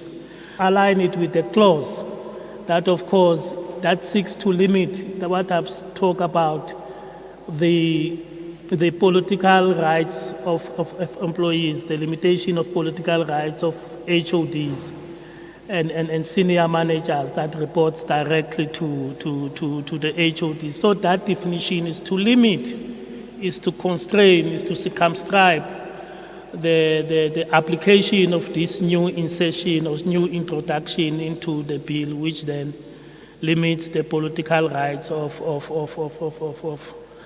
senior management echelons in the public service. A decrees that the Constitution is the supreme law of the land. So every law or any conduct that, of course, is inconsistent with the Constitution, then that law or conduct is invalid to the extent that it is inconsistent with the Constitution. So here is the Constitution in the Bill of Rights. The Constitution affords everyone, or let me put this way, it accords every citizen in the country full and equal political rights, to participate in that thing. And this is the right that shouldn't be taken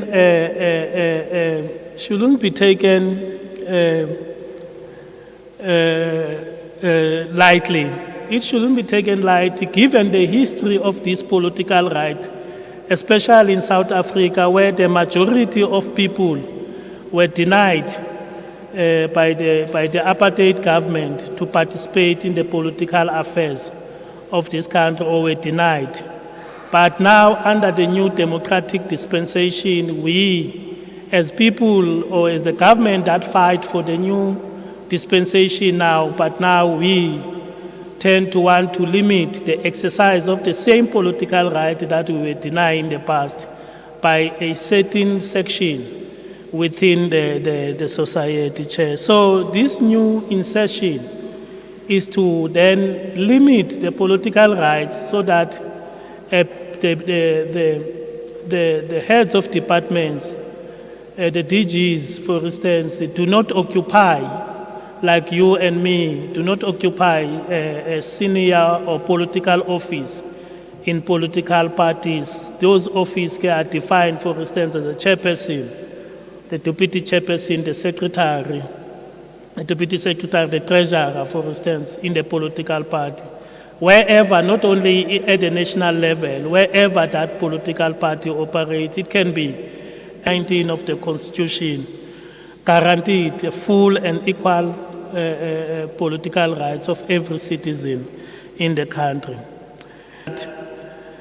These same limitations that the bill, the Public Service Bill, is trying to limit in respect of excellence of senior management has been tested, not fully, at the municipal level, Chair, through the Municipal Systems Act, amendments to the Municipal Systems Act. You will know the crisis that sometimes our municipalities find itself or still finds itself, and the relations there to politics within the local communities. So 2 times the Municipal Systems Act was amended to restrict the political rights of senior managers in local government. First, it limited the political rights of senior management through Section 2011 amendment.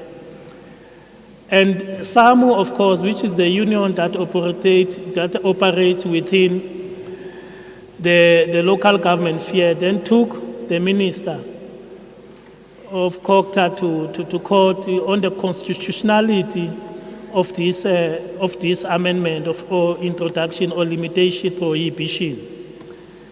And of course, the court didn't decide. The court decides, it is important to underscore, to underline that the court didn't decide on the substantive challenge, because SAMU challenged this prohibition on both procedural as well as substantive grounds. The court didn't go further to, once the court decision, for instance, as this is being done here, the court decided that the bill was enacted in a manner that is inconsistent with the Constitution, because the Constitution empowers the legislature to facilitate public participation in lawmaking process. So the court decided that, okay, now we decide that the procedure that was followed in the enactment of the legislation didn't follow the Constitution. So the bill, it's entirety then. It's unlawful. So the court felt that it has no need. And Parliament, of course, was given 24 months to correct the defect. And the defect or the unconstitutionality, and the declaration of invalidity then was suspended for that period of 24 months. Then Parliament, of course, as I've said, that Section 56A limited only to senior managers. Now Parliament, when it corrected the defect, even a gardener, for instance, for that matter, the receptionist, the carpenter was now to to court, to the labor court, and the labor court, of course, declared section 71B of the new amendment.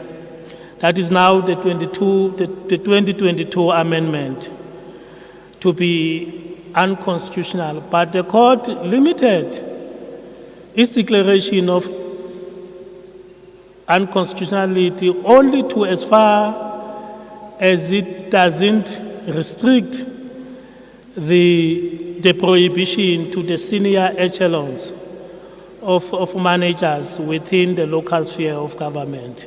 Still, the court didn't go to the substantive challenge on this issue.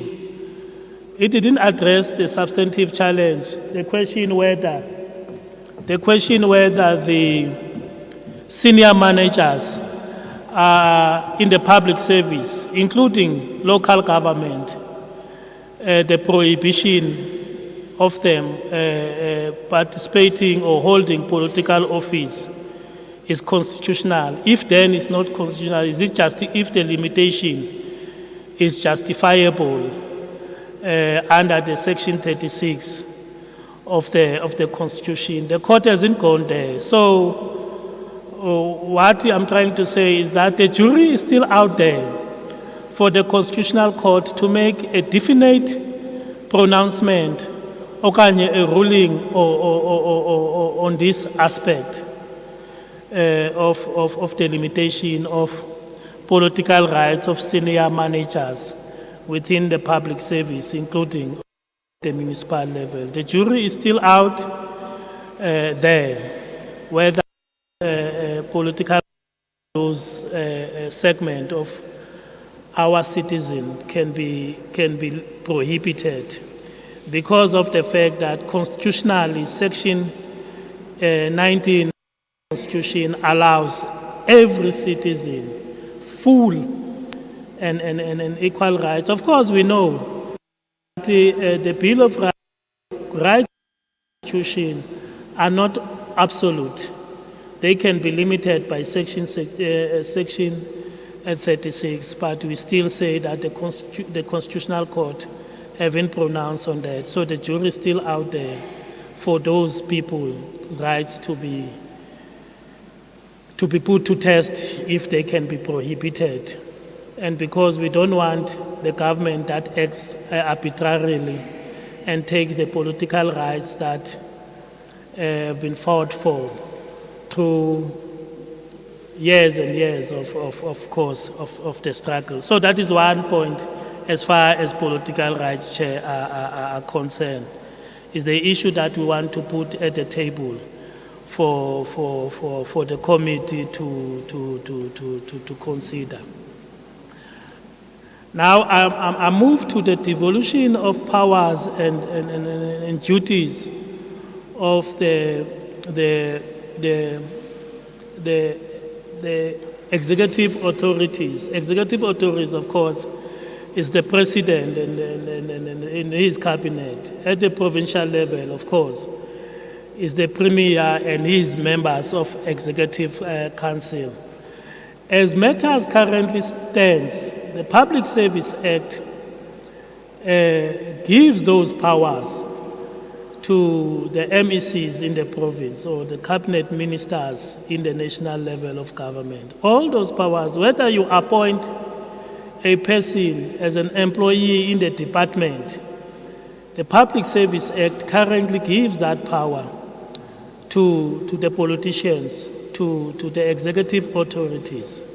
So what this bill says now, or does, it is attempting or is seeking to take that power away from the executive authorities, in other words, from ministers and MECs, and give it to the heads of departments. That is the intention of the bill. And the reasons that is being proffered for this is that those are administrative powers.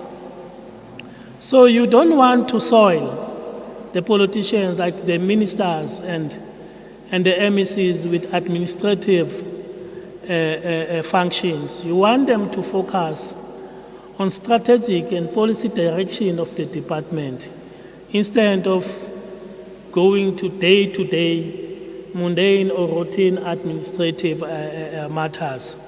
So that is the rationale behind those. But one of the issues that we want to put on the table today is that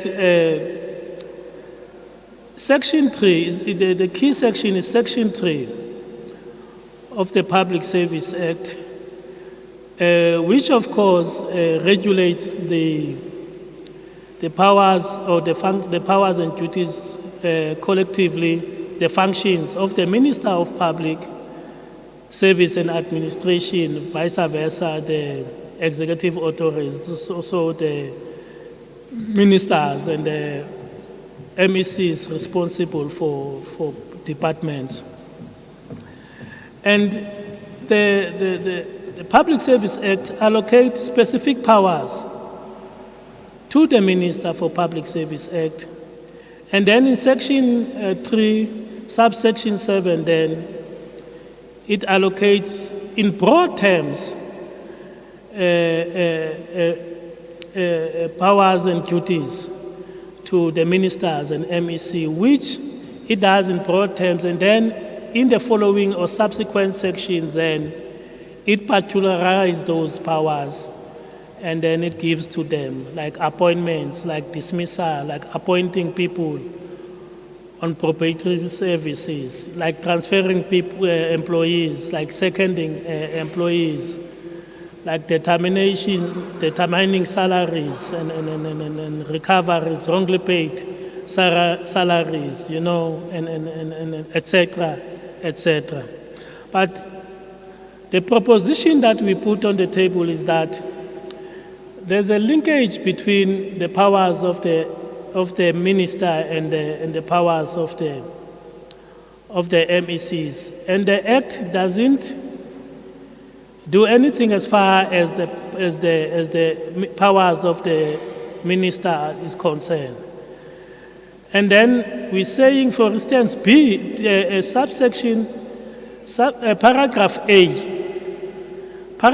A of Section 3(7). It's not purely or strictly administrative powers.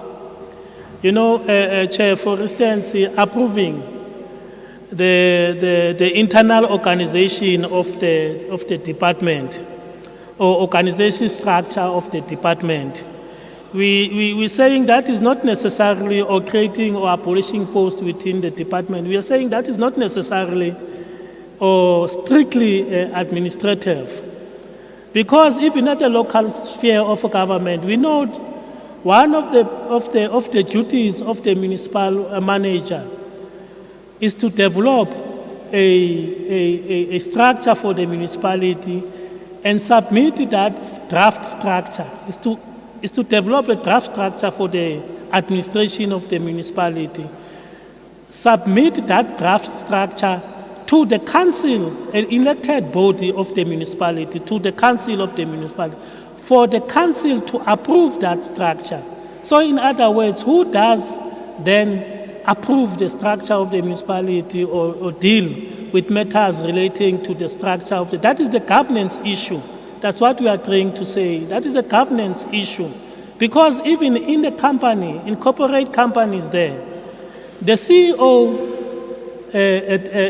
prepares the organogram of the company, the structure of the company, and he submits that structure to the board. And it is then the board looking at the purpose of the company or what they want the company to achieve, and then it approves then that structure of the company. So we're saying that paragraph A of Section 3, subsection 7 is a governance function.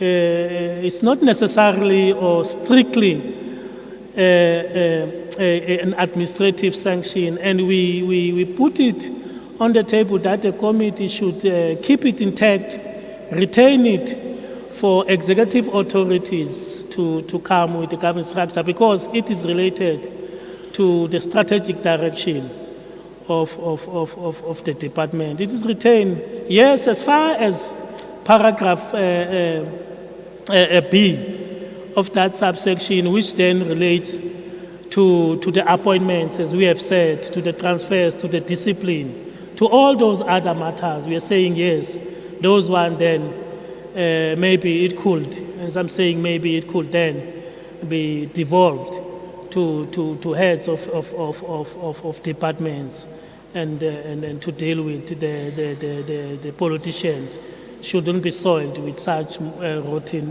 matters. And as they do actually now, they delegate them to HODs. But as far as as paragraph 1, it should remain with the politicians, MEC and everything, because they are the politicians are the one, for instance, that at the end of the day account either to the provincial legislature or to the parliament in the national sphere for matters that are under their control, including, for instance, those matters within departments or strategy of the department, as well as finances of the departments, because they are the one who account to the legislature, not the HODs. The HODs do not account to the legislature. And for governance matters, it is the politicians that account to the legislature for government issues. And then that power, we say it's a government issue, it's a government matter. So it should be strictly there, as we know, for instance, that is the issue. So those are the two broad areas, Chair, that I have come to present on. And we are saying in terms of paragraph, for instance, that paragraph A, we can just excise or remove that one that deals with human resource planning, and we can take that one out of that paragraph A and take it to B, because it's a human resource function, and it should be removed maybe from from paragraph 1 to paragraph B. But other than that, we say that we shouldn't, the department shouldn't be allowed to adopt a blanket approach on this devolution of powers from executive authorities to HODs, but it should look at the nature, of the power, and then decide if it fits really the HODs, or it should be allowed to remain with executive authorities. Other than that, Chair, the whole presentation, of course, follows what the colleagues previously have said about what is the intention of the other clauses of the bill, and all of those things. As I've said that, for instance, I'm sure the colleagues have touched that the recovery, for instance, of wrongly granted remuneration. Of course, the department is trying to put that section in line with what Section 38, subsection 2, in line with what the court is said, because the court doesn't want to allow the departments to engage in what the court say is self-help, just arbitrarily deciding, even if the employees cannot afford to repay whatever was wrongly granted to the employees, then the department just helping itself to the remuneration of the employee and deducting whatever the department wants to adapt. The court wants to allow a fair process, and this is the intention of this bill, to make sure that the deduction from employees' salaries are fair, and all of those. They are not left in a very precarious condition and all of that. Chair, so that is all that we trying, as I'm saying, for instance, in the conclusion, Chair, The approach that has been adopted through the bill overlook the governance arrangement between the MEC and the MECs and the minister provided in Section 3 of the Act as it currently stands, and it delinks those. And we are saying that the first paragraph A of Section 7, Section 3, subsection 7, should be retained as it is. You only take the reference to human resource planning, but retain it within, because that is a governance matter. Everywhere, either in the corporate institutions, at the local municipality, and all of this, the dealing with an organizational structure of the department, the governance issue, is not purely or strictly administrative, Chair. And then we're saying, for instance, with regard political rights, the jury is still out. The jury is still out there as to how the Constitutional Court will eventually decide whether limiting or prohibiting senior echelons of management in the public service to exercise their political rights fully is consistent or is inconsistent with the Constitution. And we are saying, except those two issues that we are raising, we find nothing in the bill, Chair, that of course can bring that. Other than that, that's what the state law advisors in the office of the Premier wants to present today. The second presentation, Chair, deals with, of course, with the PAMA, the Public Management Administration Amendment Bill. As I've said, that, Chair, everything that is there, or we presenting on, is the same thing that my colleagues from the National Department of Public Service and Administration has already talked to, and I wouldn't want to soil this committee with the repetition, Chair. So it is just the same, and then I leave it to the Chair on that one. Other than that, we have got nothing different from what our colleagues have said already on that one, Chair. Thank you very much, Chairperson.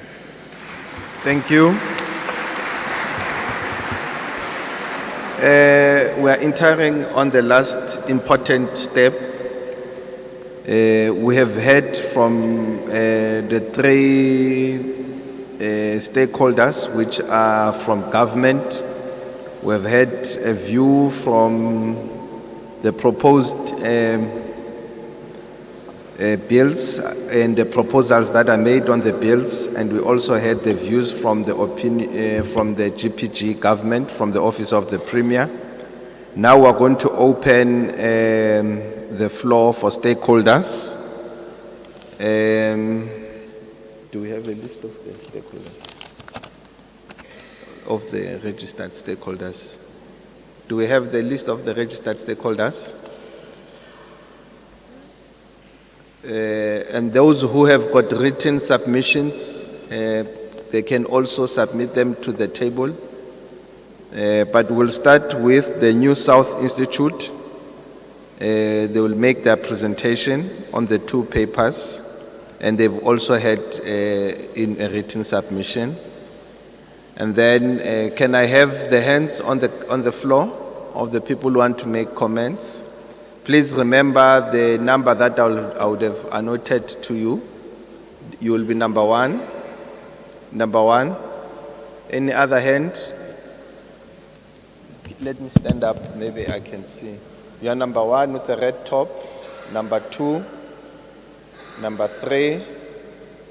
Any other hand this side? One more. It's 1, 2, 3, 4. Okay, can we raise our hands here again so that I can remember? 1, red. So it's 3 hands here.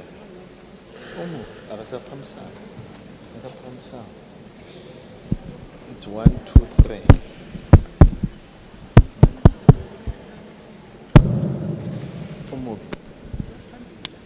Uphamisi isandla ma. Have you raised your hand? No. Oh, okay. We are number 4. This side. This side, anyone wants to make a comment? Okay, no one this side. So you are 5, 6. So we've got 7, 8. Will be the last one, number 8 at the back. Okay, let's start with the New South Institute.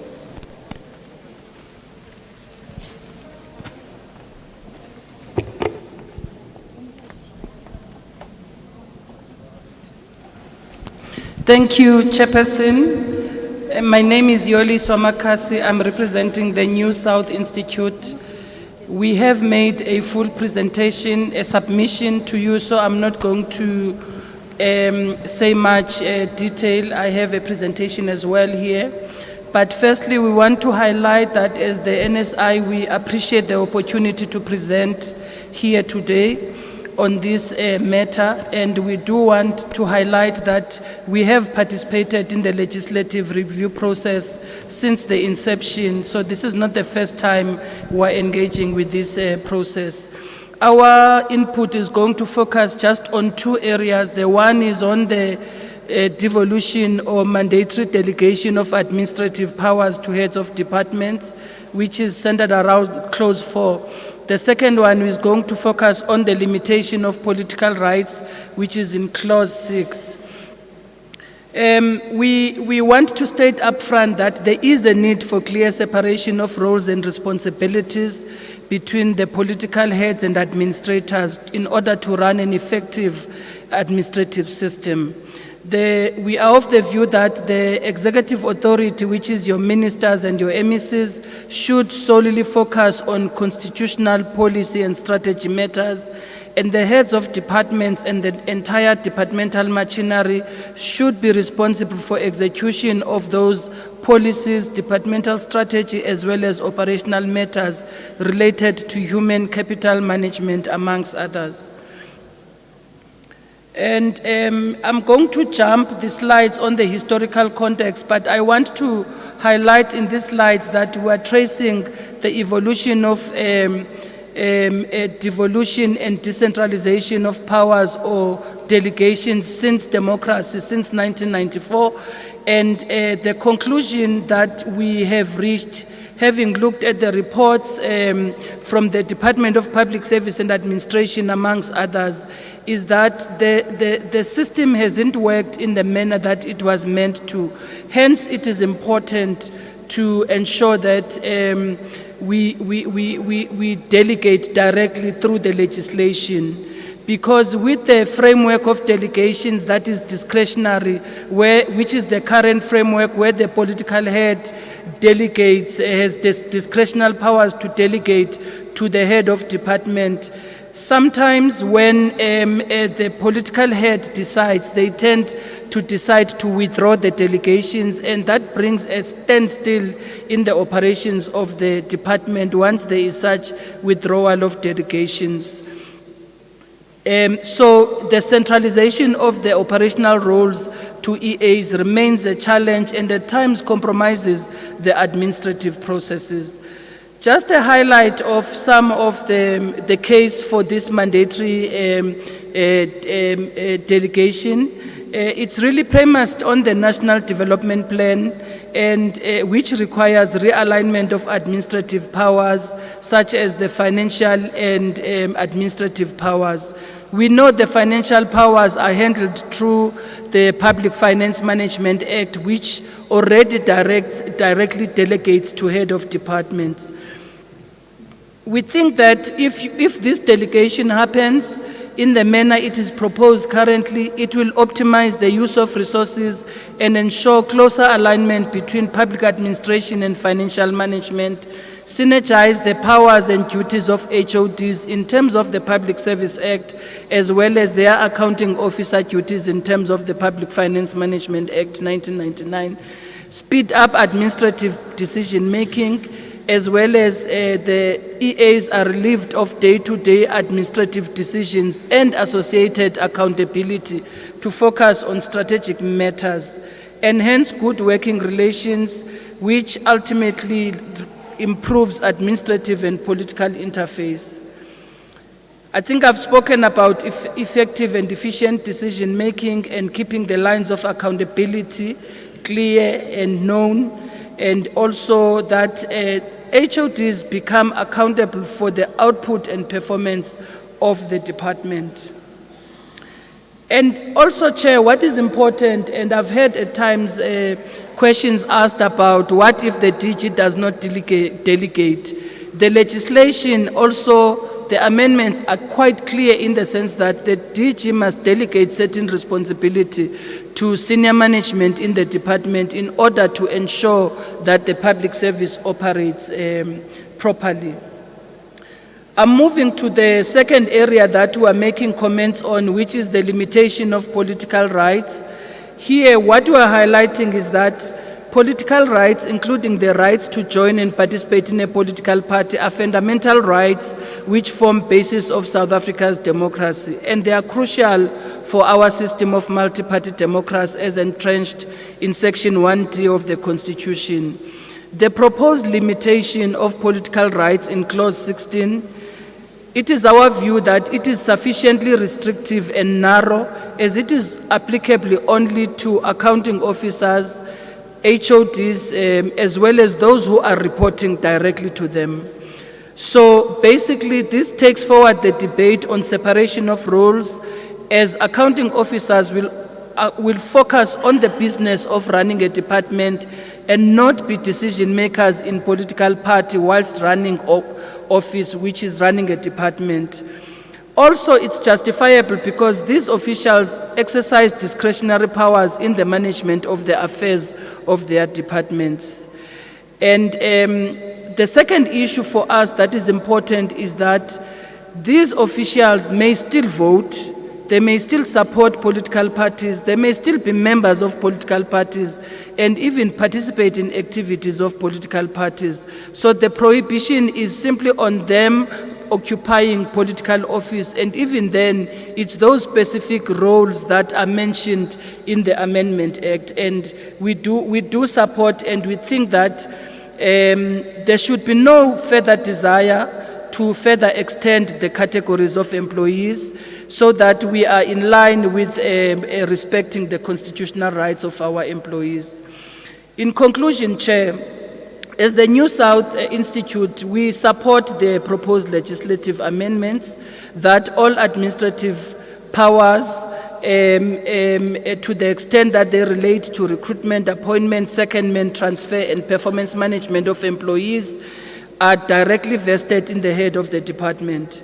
All strategic powers and responsibility which enables policy direction and guidance must be vested with the executive authority, and the political limitations are narrow and restrictive enough. We also understand that Clause 2 deals with the checks and balances that are necessary. So as you delegate powers to heads of departments, there must be checks and balances in place, and these require the head of department to be accountable to the executive authority for administration of the department and the functional area of responsibility, to report as and when required, to assist the executive authority to fulfill the executive authority's accountability obligations in relation to the department and the Constitution. And furthermore, the authority of the executive authority is strengthened in Section 3(9), because the executive authority may intervene in instances where the head of department fails or refuses to fulfill a power or duty as required in terms of the Act. That may perhaps lead to disciplinary processes and even an exit of the head of department, depending on the matter at hand. So Chair, thank you very much. We appreciate this opportunity once more. Thank you. Thank you so much. I'm sure you have submitted I have, yes, a thank you, written. Chair. Thank you. Yeah, we can then start with number 1 at the back there.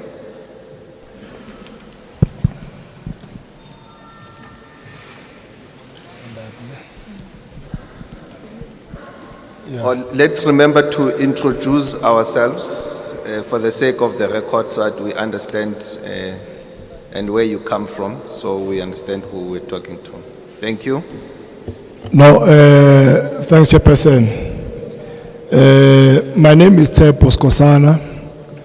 I'm a parliamentary officer of POP Crew. Chairperson, I will first start by saying that we appreciate the opportunity extended to ourselves to come and be part of this process. But to further indicate, Chairperson, that this will not be our first engagement with the 2 bills. We have started at the PSCBC engaging on these bills. And we have also developed a submission that we submitted in Parliament, National Parliament. And we would also like to share it with yourselves at the provincial level. And indeed, Chairperson, there are sections of the bills which we concur with, but in some we've been able to also raise concerns. In relation to PMA, Chairperson, in particular section 7A, the insertions of the new sections, section 17A and 17B, wherein the powers to prescribe factors that will be used to determine the remuneration and the conditions of employees are given to the minister in consultation with the ministerial committee. We strongly feel, Chairperson, that if this section is not or it is left the way it is now in this form, it might jeopardize the processes of the collective bargaining. So we have the strong view that it must be reversed to include the collective bargaining. The process must also, in fact, the minister must also, consultation must also subject to the process of the collective bargaining, such that the unions or the organized labor will be able to or will become part of the contributor to the factors that the minister must use to determine the remuneration and the conditions of work for the employees. So, Chairperson, I will then like to say that we will submit our detailed submissions to the committee. But to further ask Chairperson, that one of the things that you are worried about is the amount of premium attached to our inputs to these committees. We want to see them, Chairperson, reflecting in the bills or in the final legislation. Thank you very much. Thank you. Number 2. Here.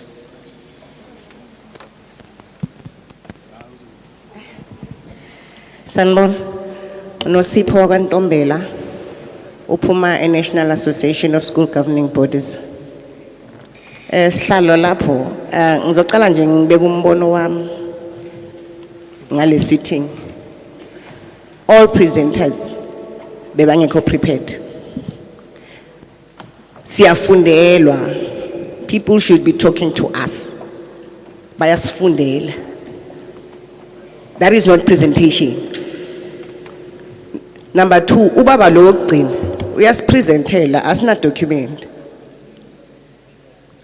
So makungadlalwa ngathi manimele kunwasha imali nisitshele siyiwasheni akunankinga. But sicela into yabona masikhuluma nge-legislature noma sikhuluma ngama-act sikhuluma ngento ebucayi sicela ukuhlonishwa as a belief.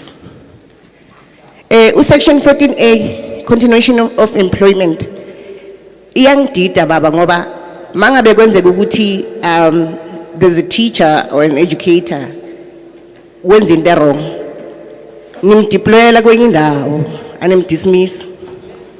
But mina as a governor mangine charge nizongidismissa nizongireflecta kuzo zonke izikolo. So njengoba usisi lapha bekathi every act must be versatile, must be the same, so be it. Because asizi ukuba nabo tishera abayenza into ezi-wrong then mawuya kwesinye isikolo uyamthola kanti ithini into. And then kuma public services sicela i-education i-context iyachange but i-education ayichange.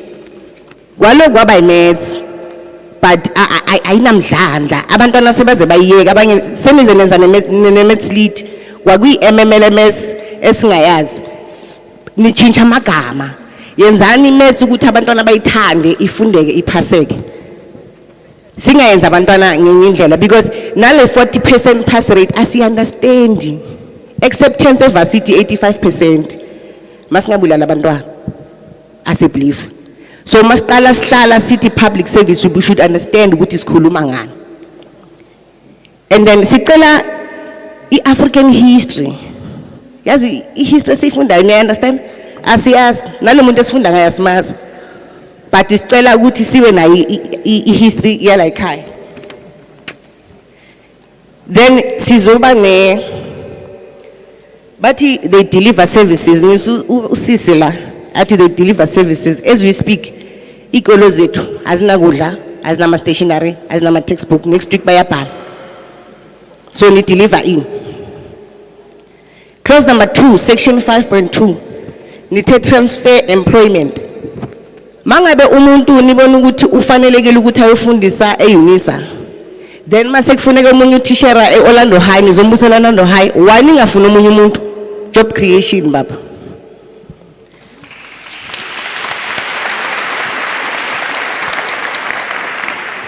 Again good clause number 2 section 2 man transfer employment ben naqasha ama PYE eyes naqasha ama EPWP naqasha lezo zinto ziphelele endleleni. Masingabi nama project ahamba phela ni demotivate abantu umuntu umqashe 1 year umiyeke umqashe 2 years umiyeke bese uthayenza njani. It's a problem.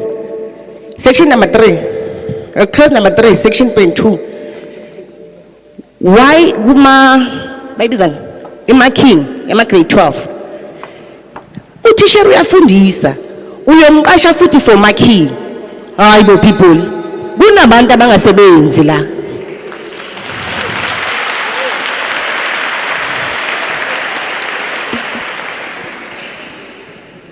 Niti business is not allowed. Section 8.1 clause number 5 employee is not allowed ukuvula business. Sinabantu babo tishera nama service provider.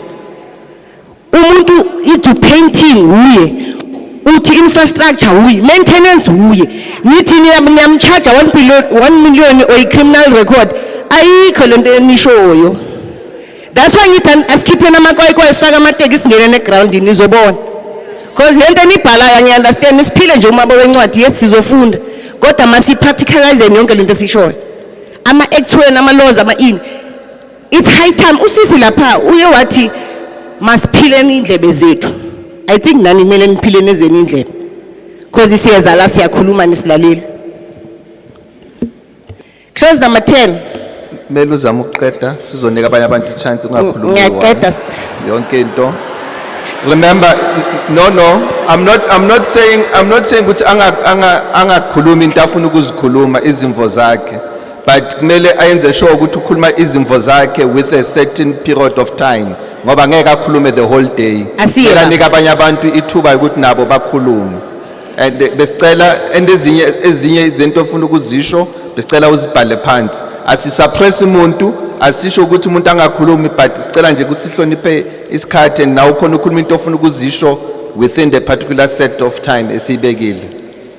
Okay, kulamanye ama-clause niloku nithi nawa remover, it needs to be repealed. Bewafunani from the word go Google slideshow manizoyipresenta kithi it's not relevant for the section. That's why ngithi anikho prepared, angiyazi into eniyenza. But ke ubaba lo we GPG besicela ukuthi asichazele because manje uthe khona i-act ebebayenza ekugcineni bathi unconstitutionalized. So mayingekho constitutionalized akuna charge kuyashiwo nje ukuthi hayi ayivumelekanga then kuyamove. So ngizocela ukuthi angichazele lapho ukuthi mangabe lo act iyenziwa and then kwaya ayisafuneki iyenziwe yini lokho and then what mayenziwe yini lokho ama charges walo nto leyo bekuyini because ku wrong ukudlala ngabantu. Number 3.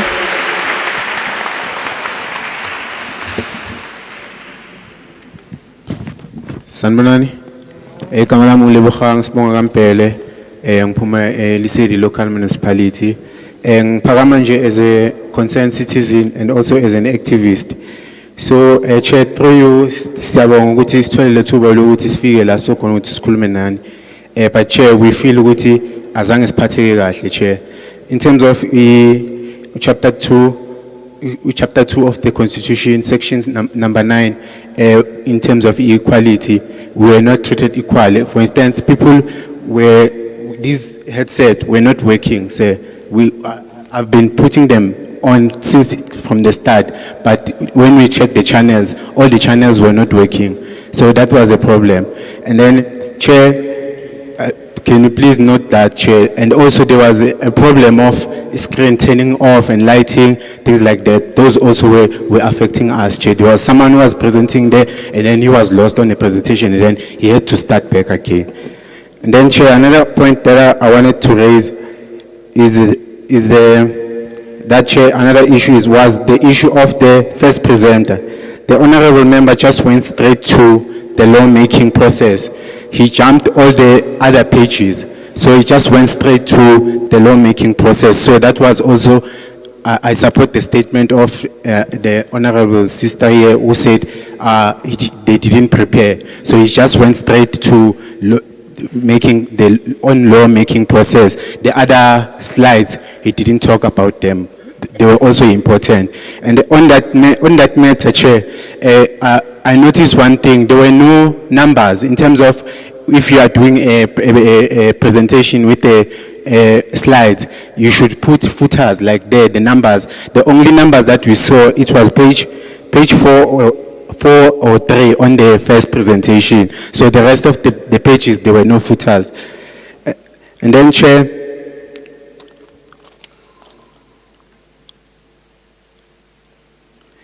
another point, it was also noted, Chair, that the honorable member talked about the National Development Plan. But what I picked up, Chair, was that the honorable member quoted 2012, of which now our National Development Plan is about to end. We are talking about the 2030 National Development Plan. So I will ask that you also get clarity on that, why the honorable member mentioned the National Development Plan of 2012. And then, Chair, in conclusion, it was noted that there will be or there is a national school of government. And the honorable member said the school must be scrapped. It must not be made. So I just wanted to find out what's the reason for that. Thank you, Chair.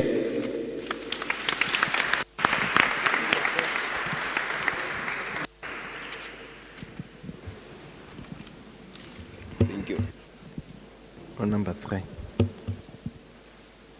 Good afternoon, everybody.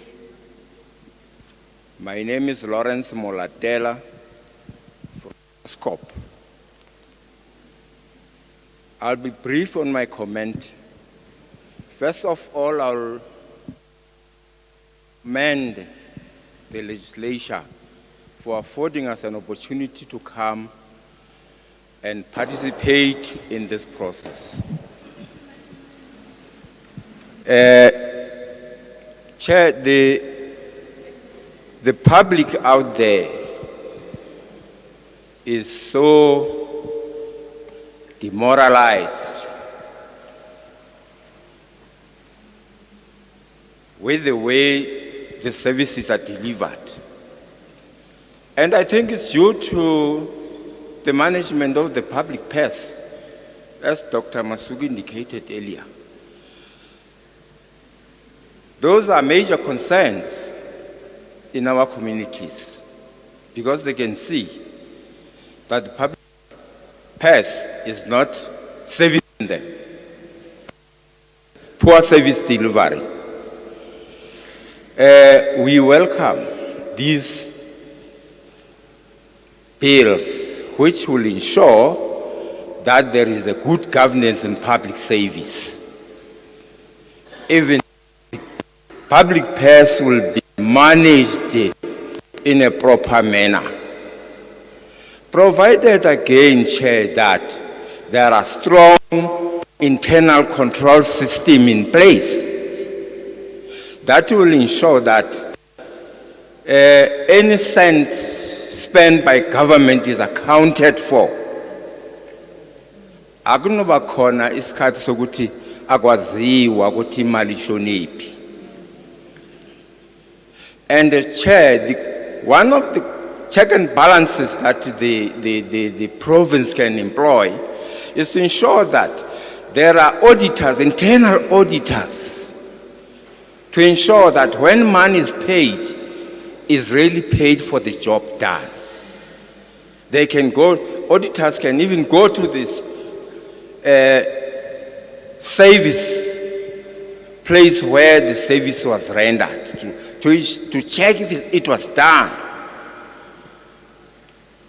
And in that way, that will build confidence to the government. Thank you, Chair. Thank you.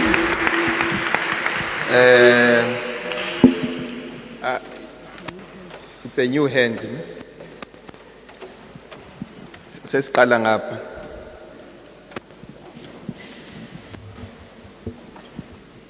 Thank you very much, Chair. My name is Karabo Mujela from the University of Pretoria.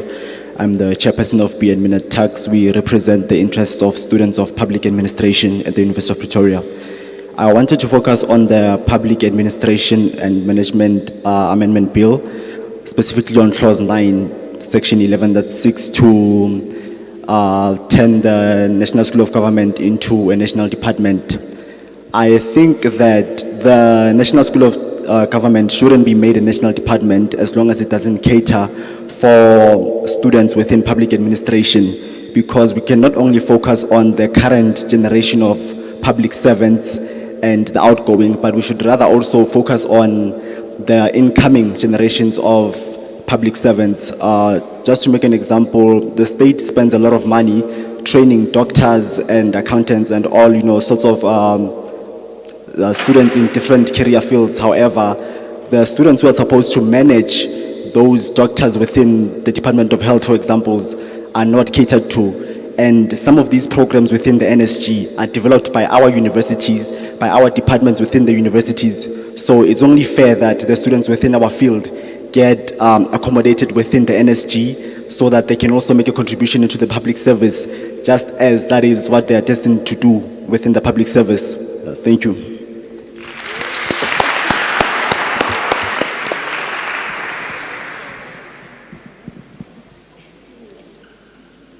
Mornings, everyone. My name is Milani Nomganga. I am a third-year student at the University of Pretoria studying political science. The first two questions that I have are regarding the Public Service Amendment Bill. The first question is that officials who received overpayments could resign, retire, or transfer before deductions are fully recovered, making it difficult to retrieve funds. So how will the Public Service Amendment Bill ensure that officials who resign or transfer between departments do not escape salary deductions, considering that many people who are implicated in the Zondo Commission have to this day avoided financial consequences? The second question that I have is that will there be some sort of protection or an appeal process for employees who unknowingly received overpayments, and how will the Public Service Amendment Bill ensure that it protects these employees? And the third question that I have is regarding the Public Administration Management Amendment Bill. It's a question that I raised on Monday, but I didn't really get an answer for. And it is regarding one of the provisions of the Public Administration Management Bill that states that public servants cannot work or do business with the government, but exceptions could be introduced when necessary. But as we all know, corruption is a persistent issue in South Africa. So how will the government determine who can do business with the state without creating loopholes for corruption?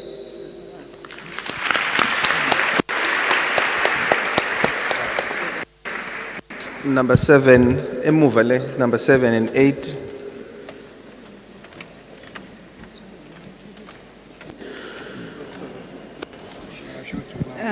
Good afternoon, everyone. My name is Kidiboni Manaiwa. I'm an SGP member at Sotwana Primary School.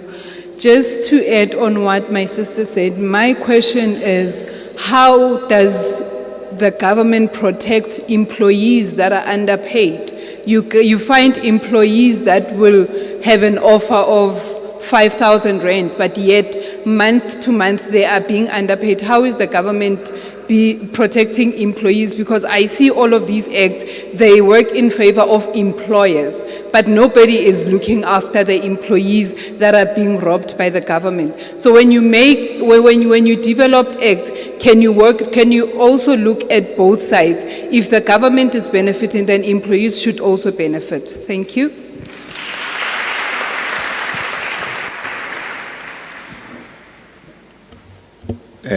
Molweni nonke endlini ngokubanzi. Ndiyalibulela elithuba kuwe mhlali ngaphambili uba nisibize sibe lapha sizokhupha izethu izimvo nemibono. Imiba emibini nje chisibunzeni nayo kumba oqala, it's unjustifiable disparities. Owesibini izoba a devolution of duties. Yinto leyo yokuqala ye disparities ba uhulumende xa libeka umithetho leyiqaphela liba nendlela elawuthi ligweme ngayo phambi koba yenzeke okokuqala, kungalindwa into oba ide yehle uze kube kuzofunwa indlela yokuba isonjululwe. Xa imithetho ibekiwe ibekelwe kuba isebenze ngongabi na favor, and imithetho ingabi imithetho nje engenomasinana engazukwazi uba ibe effective. Owesibini umba we devolution of inatsika duties, leyo into bekumele ba icaca kwantlandlolo ukuba umuntu xa engena eofisini awazi umsebenzi awuqashelweyo eze azokwazi ba enze lento efanelekileyo ngendlela eyiyo. Singabi nalezi zinto esizibonayo umuntu ufaka isandla ngapha uyi-office kahulumende ngapha uyaphinda uyabuya uba yi-service provider. Lonto ikhubaza kakhulu i-service delivery zethu. Ilusizi into yokuba abona abantu abakwi-office eziphezulu ngabona abangayithobeli imithetho ebekiweyo ngakumbi kwinto ye-public purse. Thina siya-auditwa ezikolweni. Si-auditwa nje ndingazi noba ezi-auditors ezibekiweyo zizigrogro ukuthi nathi nabantu abaphansi kodwa ababapha phezulu abazinazi-auditors. Yinto eyenzeka kanjani leyo? Enkosi.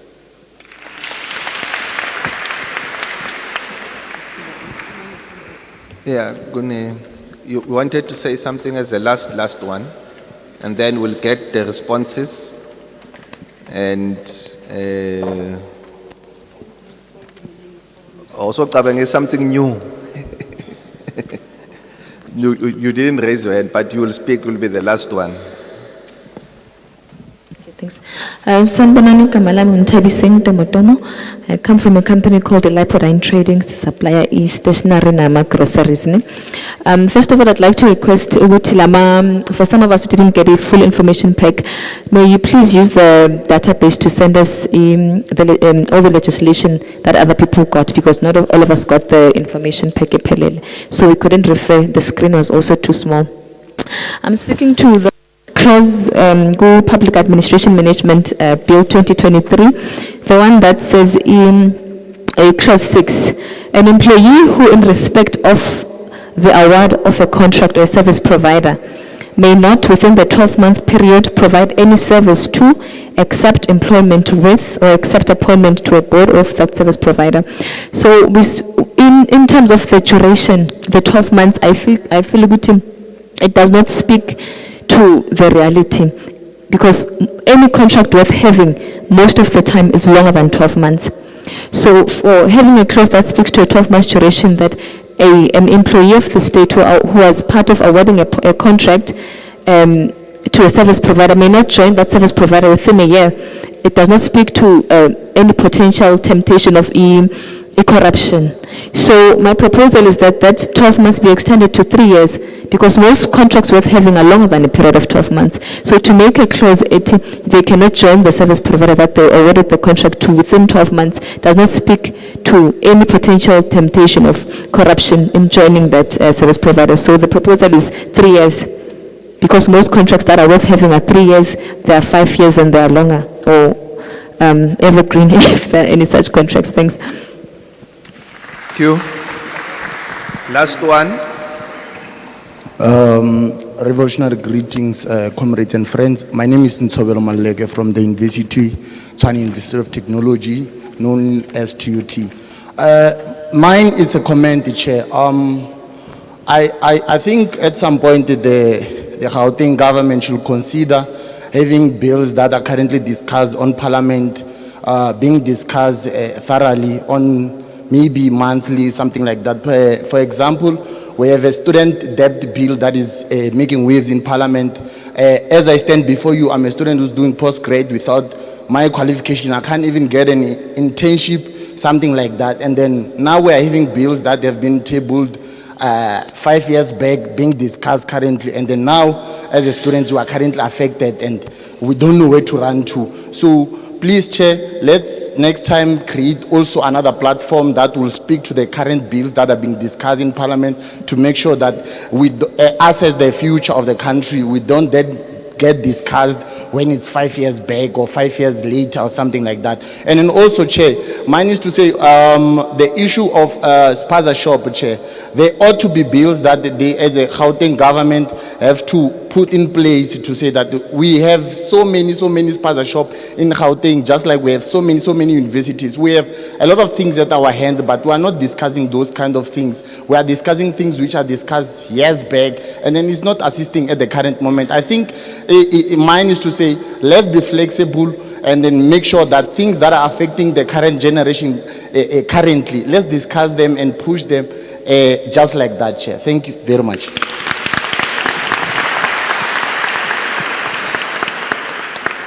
Can the presenters make their final comments, and maybe if they want to attempt to answer some of the questions, they can do that.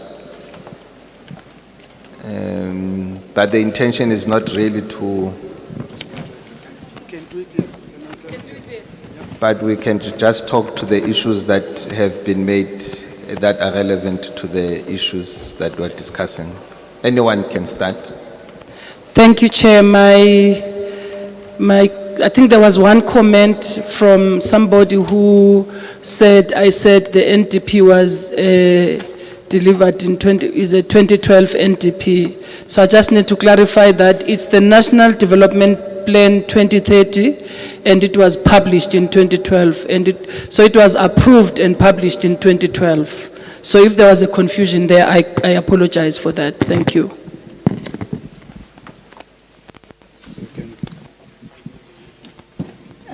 Thank you, Chair. If I can answer some of the questions. On the issue of the corruption that happens in schools and in environments where employees conduct business with the state or they perform activities that are corrupt in nature, we've put in place lots of mechanisms to try and manage that. We do lifestyle audits, we do financial disclosures. We have now partnered with law enforcement agencies to ensure that those employees who receive payments in lieu of services and contracts and are still employed in the public administration are then dealt with and managed and taken out of the system. So there are management, there is discipline processes that we are strengthening. So there are measures parallel to this legislation that we are looking at that will, additionally to what we are proposing here, will then strengthen some of those processes to deal with the corrupt activities. We're also strengthening as government the whistleblowing processes to encourage people to come forward and bring to the attention of government those employees who are transgressing these laws. So we are hoping that with all the different processes put together and the law enforcement's cooperation, corruption will slowly get out of the system where it exists. Then for the colleagues and the students of the universities and institutions, on the NSG, we are not scrapping the National School of Government. The National School of Government is a national department. It's an institution whose mandate is to train public servants to do their jobs better and properly. So where they lack skills to do their day-to-day jobs, then the National School of Government, their responsibility is to develop a curriculum, develop job-specific training to ensure that somebody who uses Parcel on a daily basis is then trained to use Parcel. Somebody who sits in supply chain management is trained on all the supply chain management rules. So the idea is that as systems change, as the public service changes, as the needs of the public service changes, there is an institution within government to train government employees. There are certain courses that the National School of Government offers to the public generally that is not offered by universities and other institutions where students can go and get assistance through NASFAS and study further in those institutions. The National School of Government is different to your universities and your colleges. It's tailor-made to make sure that public servants are given the necessary skills to do their jobs. So I think it's important that as the students engage with the National School of Government website, there are some courses there that students can, or even the public for that matter, can look into and investigate doing and completing. Then in terms of the minister's powers to say which employees are exempt from doing business with the state, it was one of the issues that was raised very strongly even in the National Assembly processes, where it was felt that the minister would then inadvertently undermine the law by creating these deviations. And what we have done is that we have made sure, and the National Assembly has inserted specific conditions under which it can be done, and it must be for purposes of functions that are required to be performed by state employees for that particular purpose.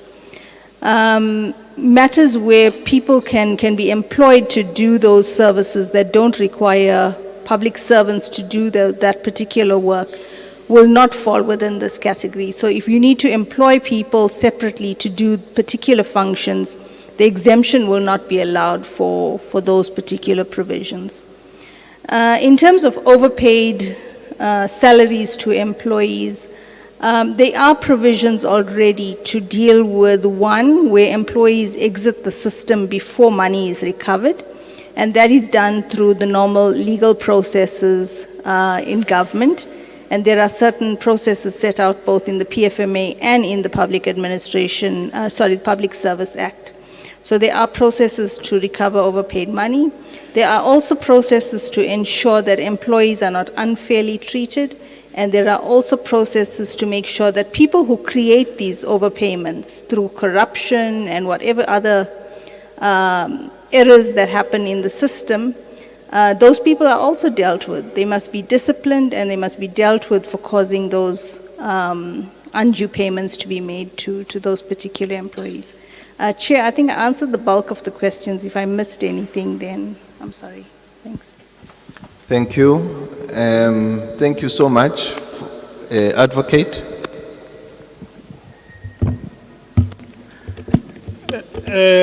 Ndiyabulela mhlali phambili. Into bengikhuluma ngayo kusisi wokuqala ukubuza imibuzo.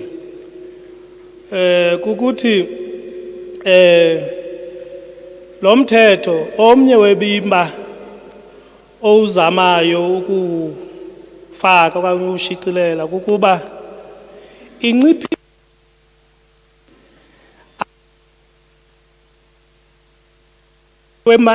amalungelo abaphathi phaa emisebenzini, i-head of department nabamanager ba-reporta phayana ku-head of department. Inciphisa amalungelo wabo ngokuthi abaphathi labo okanye umanager labo ba-reporta phaa kumphathi emsebenzini u-HOD ukuthi binalungelo lokuthi akwazi ukumela nokuthi atyhulunywe for isihlalo kwi-political party esifana nomhlali phambili okanye isekela lomhlali phambili okanye usomali okanye usomlomo okanye usobhala we-political party. It doesn't matter ukuthi u-operator kuphi na kwilizwe jikelele okanye ephondweni okanye kwi-region okanye kwi-zone okanye at the branch level. So kuba engumphathi lo mthetho uzama ukuthi anciphise lo malungelo epolitiki yabaphathi no managera abareporta phayana kubaphathi. Ndithi kongoku ke mna lento izanywa ngulo mthetho yinto eke yazanywa naphaya komasipala kabini. Phaya komasipala abasebenzi balawulwa ngumthetho obizwa ngokuthi i-Local Government Municipal Systems Act 32 ka-2000. Upalamente wazama ngehlandlo ezimbini ukutshintsha lo mthetho ukuthi anciphise amalungelo epolitiki woomanejala bakamasipala nakunye noomanejala abareporta kumaneja kwamasipala phayana komasipala, anciphise amalungelo abo. Uqalile ke ngo-amendment u-Local Government Municipal Systems Amendment Act of 7 of 2011. Uqale ngo-2011 ukuzama unciphisa amalungelo epolitiki oomaneja noomaneja bareporta kumaneja ophetheyo kwamasipala ukuthi bangabi nawo amalungelo okuthi babe nezihlalo kwima-political parties kuba bengabaphathi bona. Ndithi kongoku ke u-union phaa komasipala uSAMU, South African Municipal Workers Union, uye wathatha lo mthetho obuqunyuliwe ngupalamente nominister kwa-local government wabasenkundleni echallenge eso sinciphiso lokuthi aba-managers bakamasipala no-managers abareporta kumaneja kamasipala ukuthi bangabi nazo bangakwazi bona ukuthi babe nezo zihlalo kwi-political party. Ndithi kongoku ikhoti khange ihambe idecide loo nto leyo ukuba ingaba nana ukunciphisa kwamalungelo oomanejala noo-managers abarepota kumanager lowo yinto leyo na evunyelweyo ngumgaqo-siseko. Umgaqo-siseko wona lowo ungumthetho ophezulu nakowuphi na umthetho apha eMningizimu Afrika. Ikhoti khange iswise i-decision apho. Ikhoti luke iprocess ethe uParlamente wayithatha uqulunqwa lamthetho wathi la process khange ihambisane nomgaqo-siseko kuba kaloku umgaqo-siseko uthi xa usenza umthetho funeka uvumele abantu ukuthi bathathe inxaxheba ekushicilweni komthetho. Inxaxheba enithe nayinika abantu ibingekho meaningful. Yakona bengavumelanga yathi kongoku ikhoti lo mthetho awuhambisani nokubhalileyo awuhambisani nomgaqo-siseko. Akayidecide lento yokuba ingabo oomanejala noo-managers abarepota kumanejala kamasipala bavumelekile na ukuthi banga occupy i-political position within political party na. Yakona iParlamente wanikwa kongoku i-24 months ukuthi alungise lo mthetho.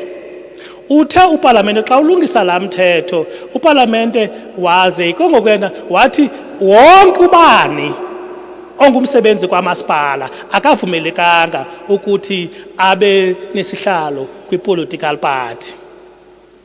Wonke ubani into ethetha ukuba nokuba ungunobhala noba ungu-reception noba ungunogada noba uyi-electrician awuthathi izigqibo for umasipala awuzukulungela ukuthi ube nesihlalo kwi-political party. Nayansi iParlamente yayithatha feda uParlamente loo nto leyo kuba ingusalga esithi makenze njalo. Uyakona ingusalga waphinda kongokusamu wawuthatha lo mthetho wesibini wawuse Labour Court wathi abantu bethu le mithetho uba nizawukhumbula kudala before u-1994 abanye abantu abayimajority abamnyama babangavumelekanga ukuthi bathathe inxaxheba kwezepolitiki zesizwe. Kuye kaliwa iminyaka ngeminyaka ukuze lo malungelo abekhona kwi-constitution. Section 19 ke then we-constitution unika nabani na oyi-citizen yaseMzantsi Afrika ukuthi athathe inxaxheba kwipolitiki yase-South Africa. And le nxaxheba iphelele for umuntu wonke and uthi mayilingane for nabani na. Kungabikho nje abantu bona abanalo elilungelo abanye abantu bangabi nalo elilungelo. Ngoku lo mthetho after lo malungelo siye sawafumana ngo-1994. Ngoku umkhulumente wethu lo ebeme phambili ukuthi sifumane la malungelo ngoku unciphisa la malungelo xa kusiyiwa kongoku koomanejala noo-managers abareporta directly kwabo bantu. Ndithi kongoku ikhoti lena inkundla mthetho yona kaloku iyiyo enikele inxaxheba lokuba iqhulunqane nemithetho ichaza uba umthetho uright okanye awukho right na. Ayikayidecide le nto ukuba abanye abethu aba baye banyuke babe ngabaphathi na. Ingaba ivumelekile into yokuba bona bangabi nazo izihlalo kuma-political party na. Ndithi kongoku ikhoti ayikayivumeli loo nto leyo, ayikayiqulunqi okanye ayikayenzi isigqibo kuloo nto leyo kongoku. Yinto kongoku leyo esaza kwenziwa ngelinye ixesha inkundla. Yinto ngendiyithethayo kodwa kongoku wona umthetho kuba wena uthethe nge-charges. Ndiyagqibezela hlala phambili kuba kaloku uthetha nge-charges ubundibuza nge-charges. Ndithi kongoku lo mthetho awuzina-charges kodwa uthi abo managers banezihlalo kuma-political party lo mthetho uthi ubanika xa uye wangumthetho lona o-operatayo ubanika unyaka ukuthi basuke kwezo zihlalo ukuba basafuna ukuba ngabaphathi. Ndiyabulela. Thank you. I think bonke abantu abakhulumile, we hope that bazobhala phansi their inputs. Kuno umuntu osisizayo ozonika amaphepha ukuthi niwabhale. Ngizothanda ukubonga kakhulu for i-audience yenu nokunginika ithuba ukuthi ngifacilitate this session. Sengizohanda over to i-chairperson ye-committee, Honorable Helen Ntombi Mekgwe,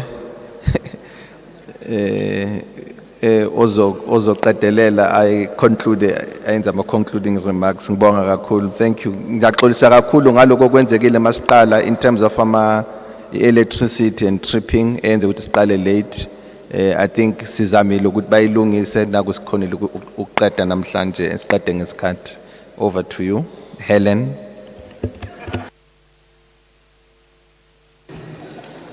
Thank you very much, Honorable Wallace. Dokotela, ithi sibonge kakhulu, ngizibongele. Ngiyethemba ukuthi i-apology yami uye wayifaka uma uqala lo mhlangano, and ngizobonga kakhulu uma ngabe iye ya acceptwa ngoba bengi-attenda something that is beyond my control. But ithi ngibonge kini nonke enithathe ithuba neza nazoyenza ama-inputs. Ngiyazi ukuthi kwesinye isikhathi when we are attending meetings, there will be others who might not want to speak. Angithi akusiyithi sonke sithanda ukukhuluma. Abanye bayamamela, but we still have an opportunity to write your views and hand them over to the table. If I recall very well, Notile, the deadline is today at 16 hours.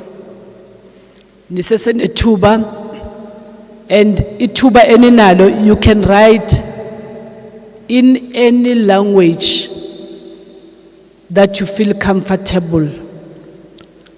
Abanye bethu asikhona siyakhona ukukhuluma mara sikhona ukubhala kahle ngesilungu, o singakhona ukuthi indaba sicacise kahle noma ubhala.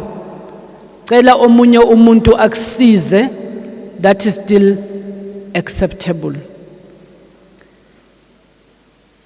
Ithi futhi ngixolisa ngoba ngizwe usisi la akhuluma ngokudelelwa, angazi ukuthi mhlambe anzange niphatheke kahle in which sense, kodwa whatever way ithi ngixolise kulabo bangazange baniphathe kahle. The intentions were not ukuthi sizobukisa ngani when you come here, but ukuthi sizwe izimvo zenu mayelana nalama bills amabili. And ngiyacabanga ukuthi kucacisiwe ukuthi le mithetho yayikade ikhona eParliamente, manje ngenxa ye experience esesiyibonile nangezimvo zenu ningabahlali kuye siphoqakala ukuthi from time to time you go back to the laws and you change them to suit the current or even the ensued years that are still going to come.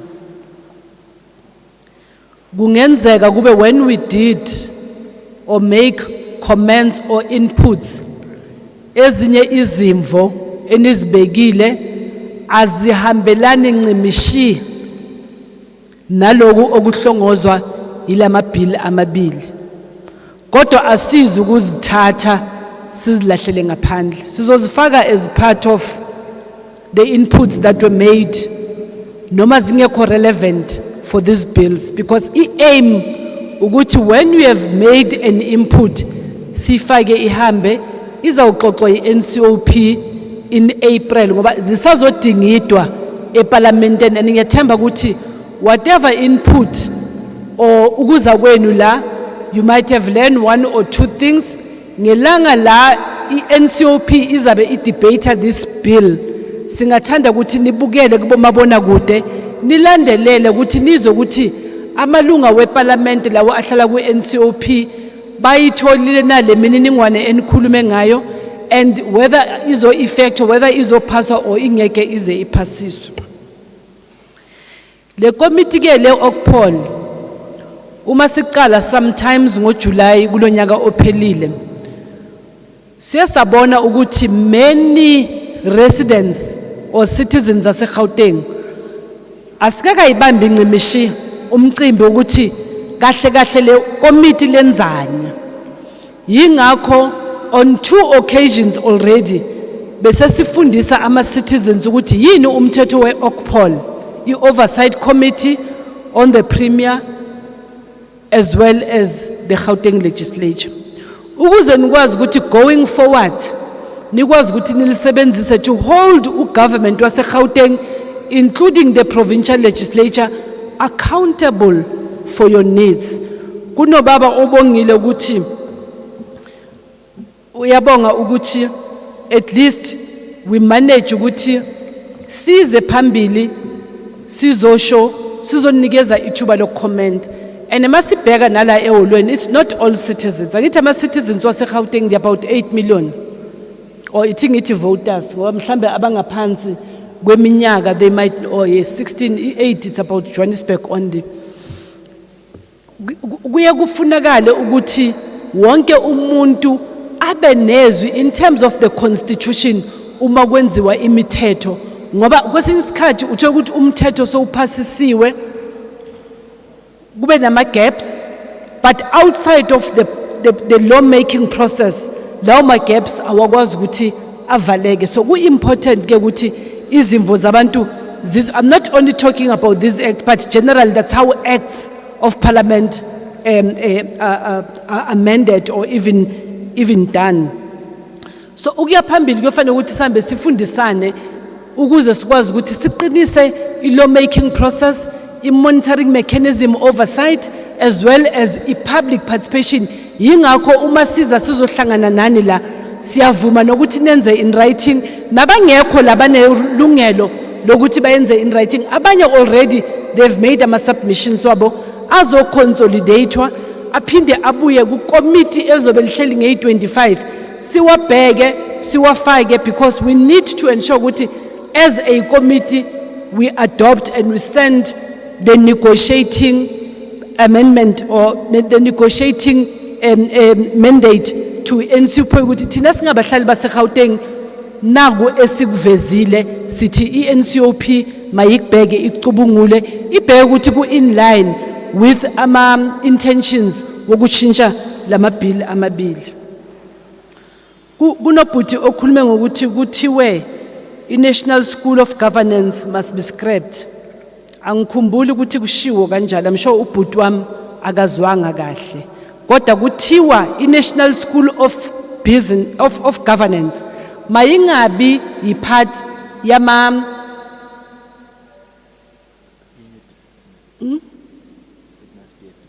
it must be a department on its own mara ingabi part yama institutions of higher learning like abo vets abo TUT nabo mayingabi yipart yalezo kodwa makube yi-department on its own izokwazi ukuthi i-account properly ngomsebenzi efanele bawenze ukwenza sure ukuthi omunye wama stakeholders la uthe nokuthi abantu uma beqashwe ugovernment babe competent bawazi umsebenzi wawo. Yingakho this National School of Governance sithi mayizimele geqe izokwazi ukuthi i-account properly ngomsebenzi efanele bawenzele abasebenzi abaqashwe ugovernment at all levels.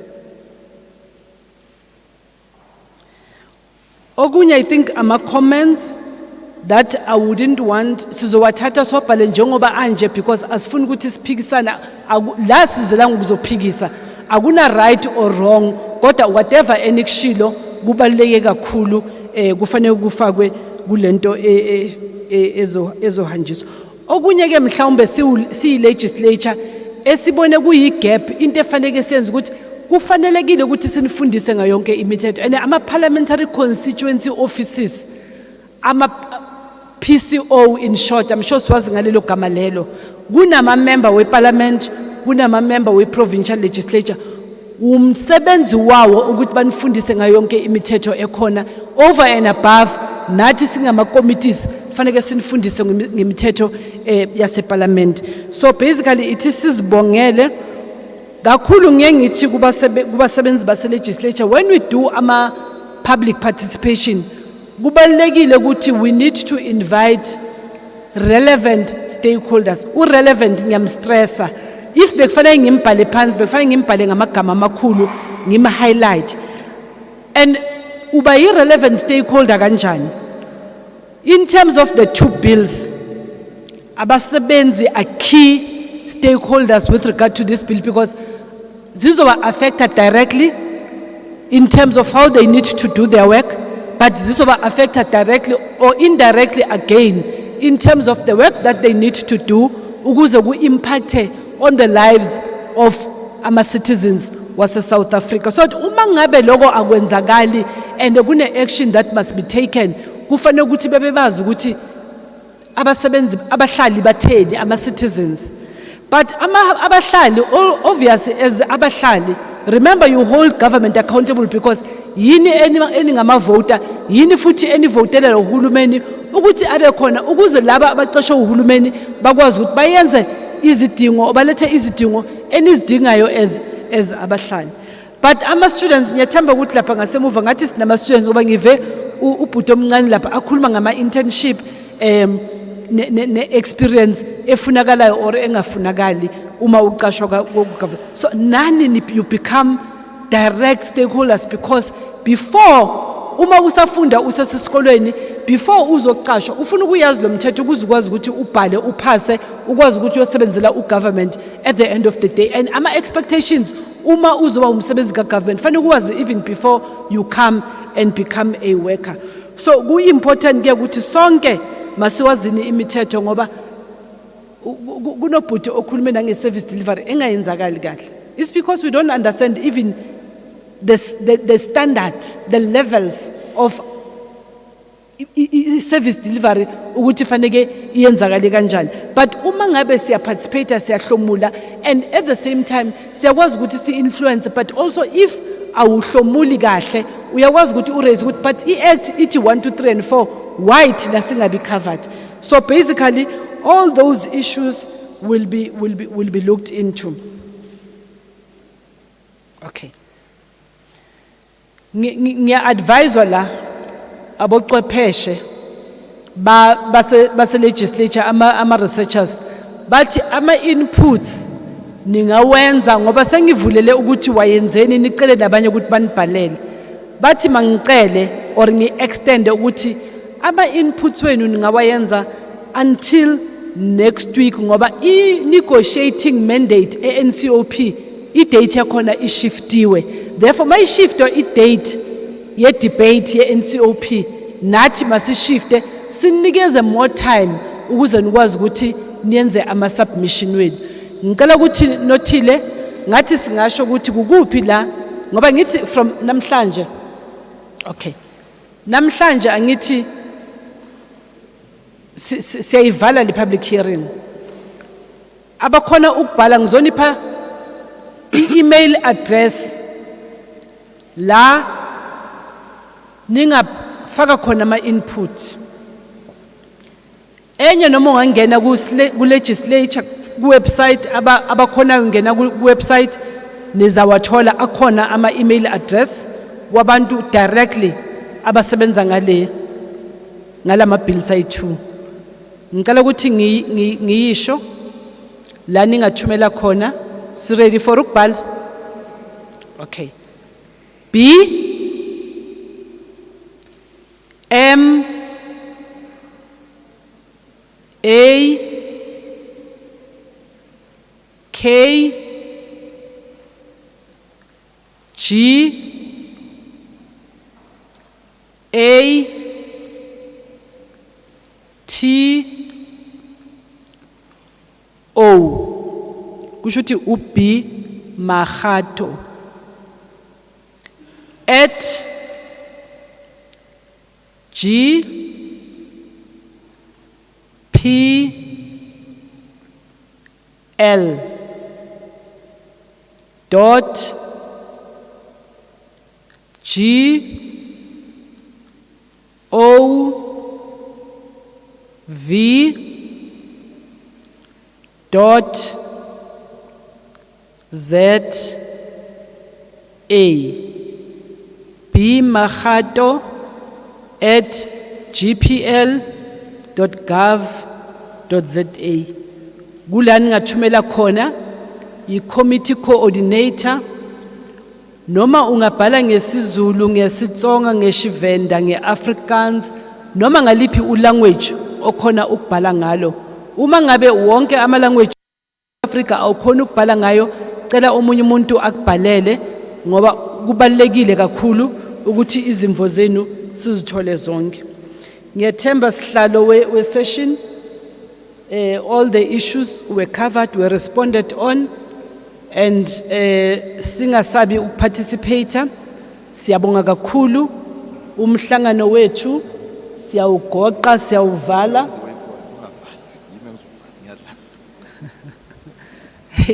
Lo dokotela engihleli naye la. Yeah, umhlangano wethu siyawugoqa, siyawuvala. Ngicela ukuthi ngwazi ukuthi eziya ngasethunjini nethile sizithola phi.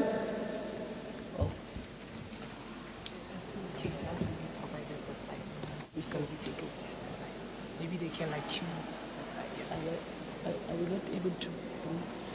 I don't. There are not sufficient hands for maybe people to like. Oh, okay, okay. They can queue. Okay. No, ithi ngisho ukuthi bathi okuya ngasethunjini or okuya ngaphansi kwempumulo sizongena la.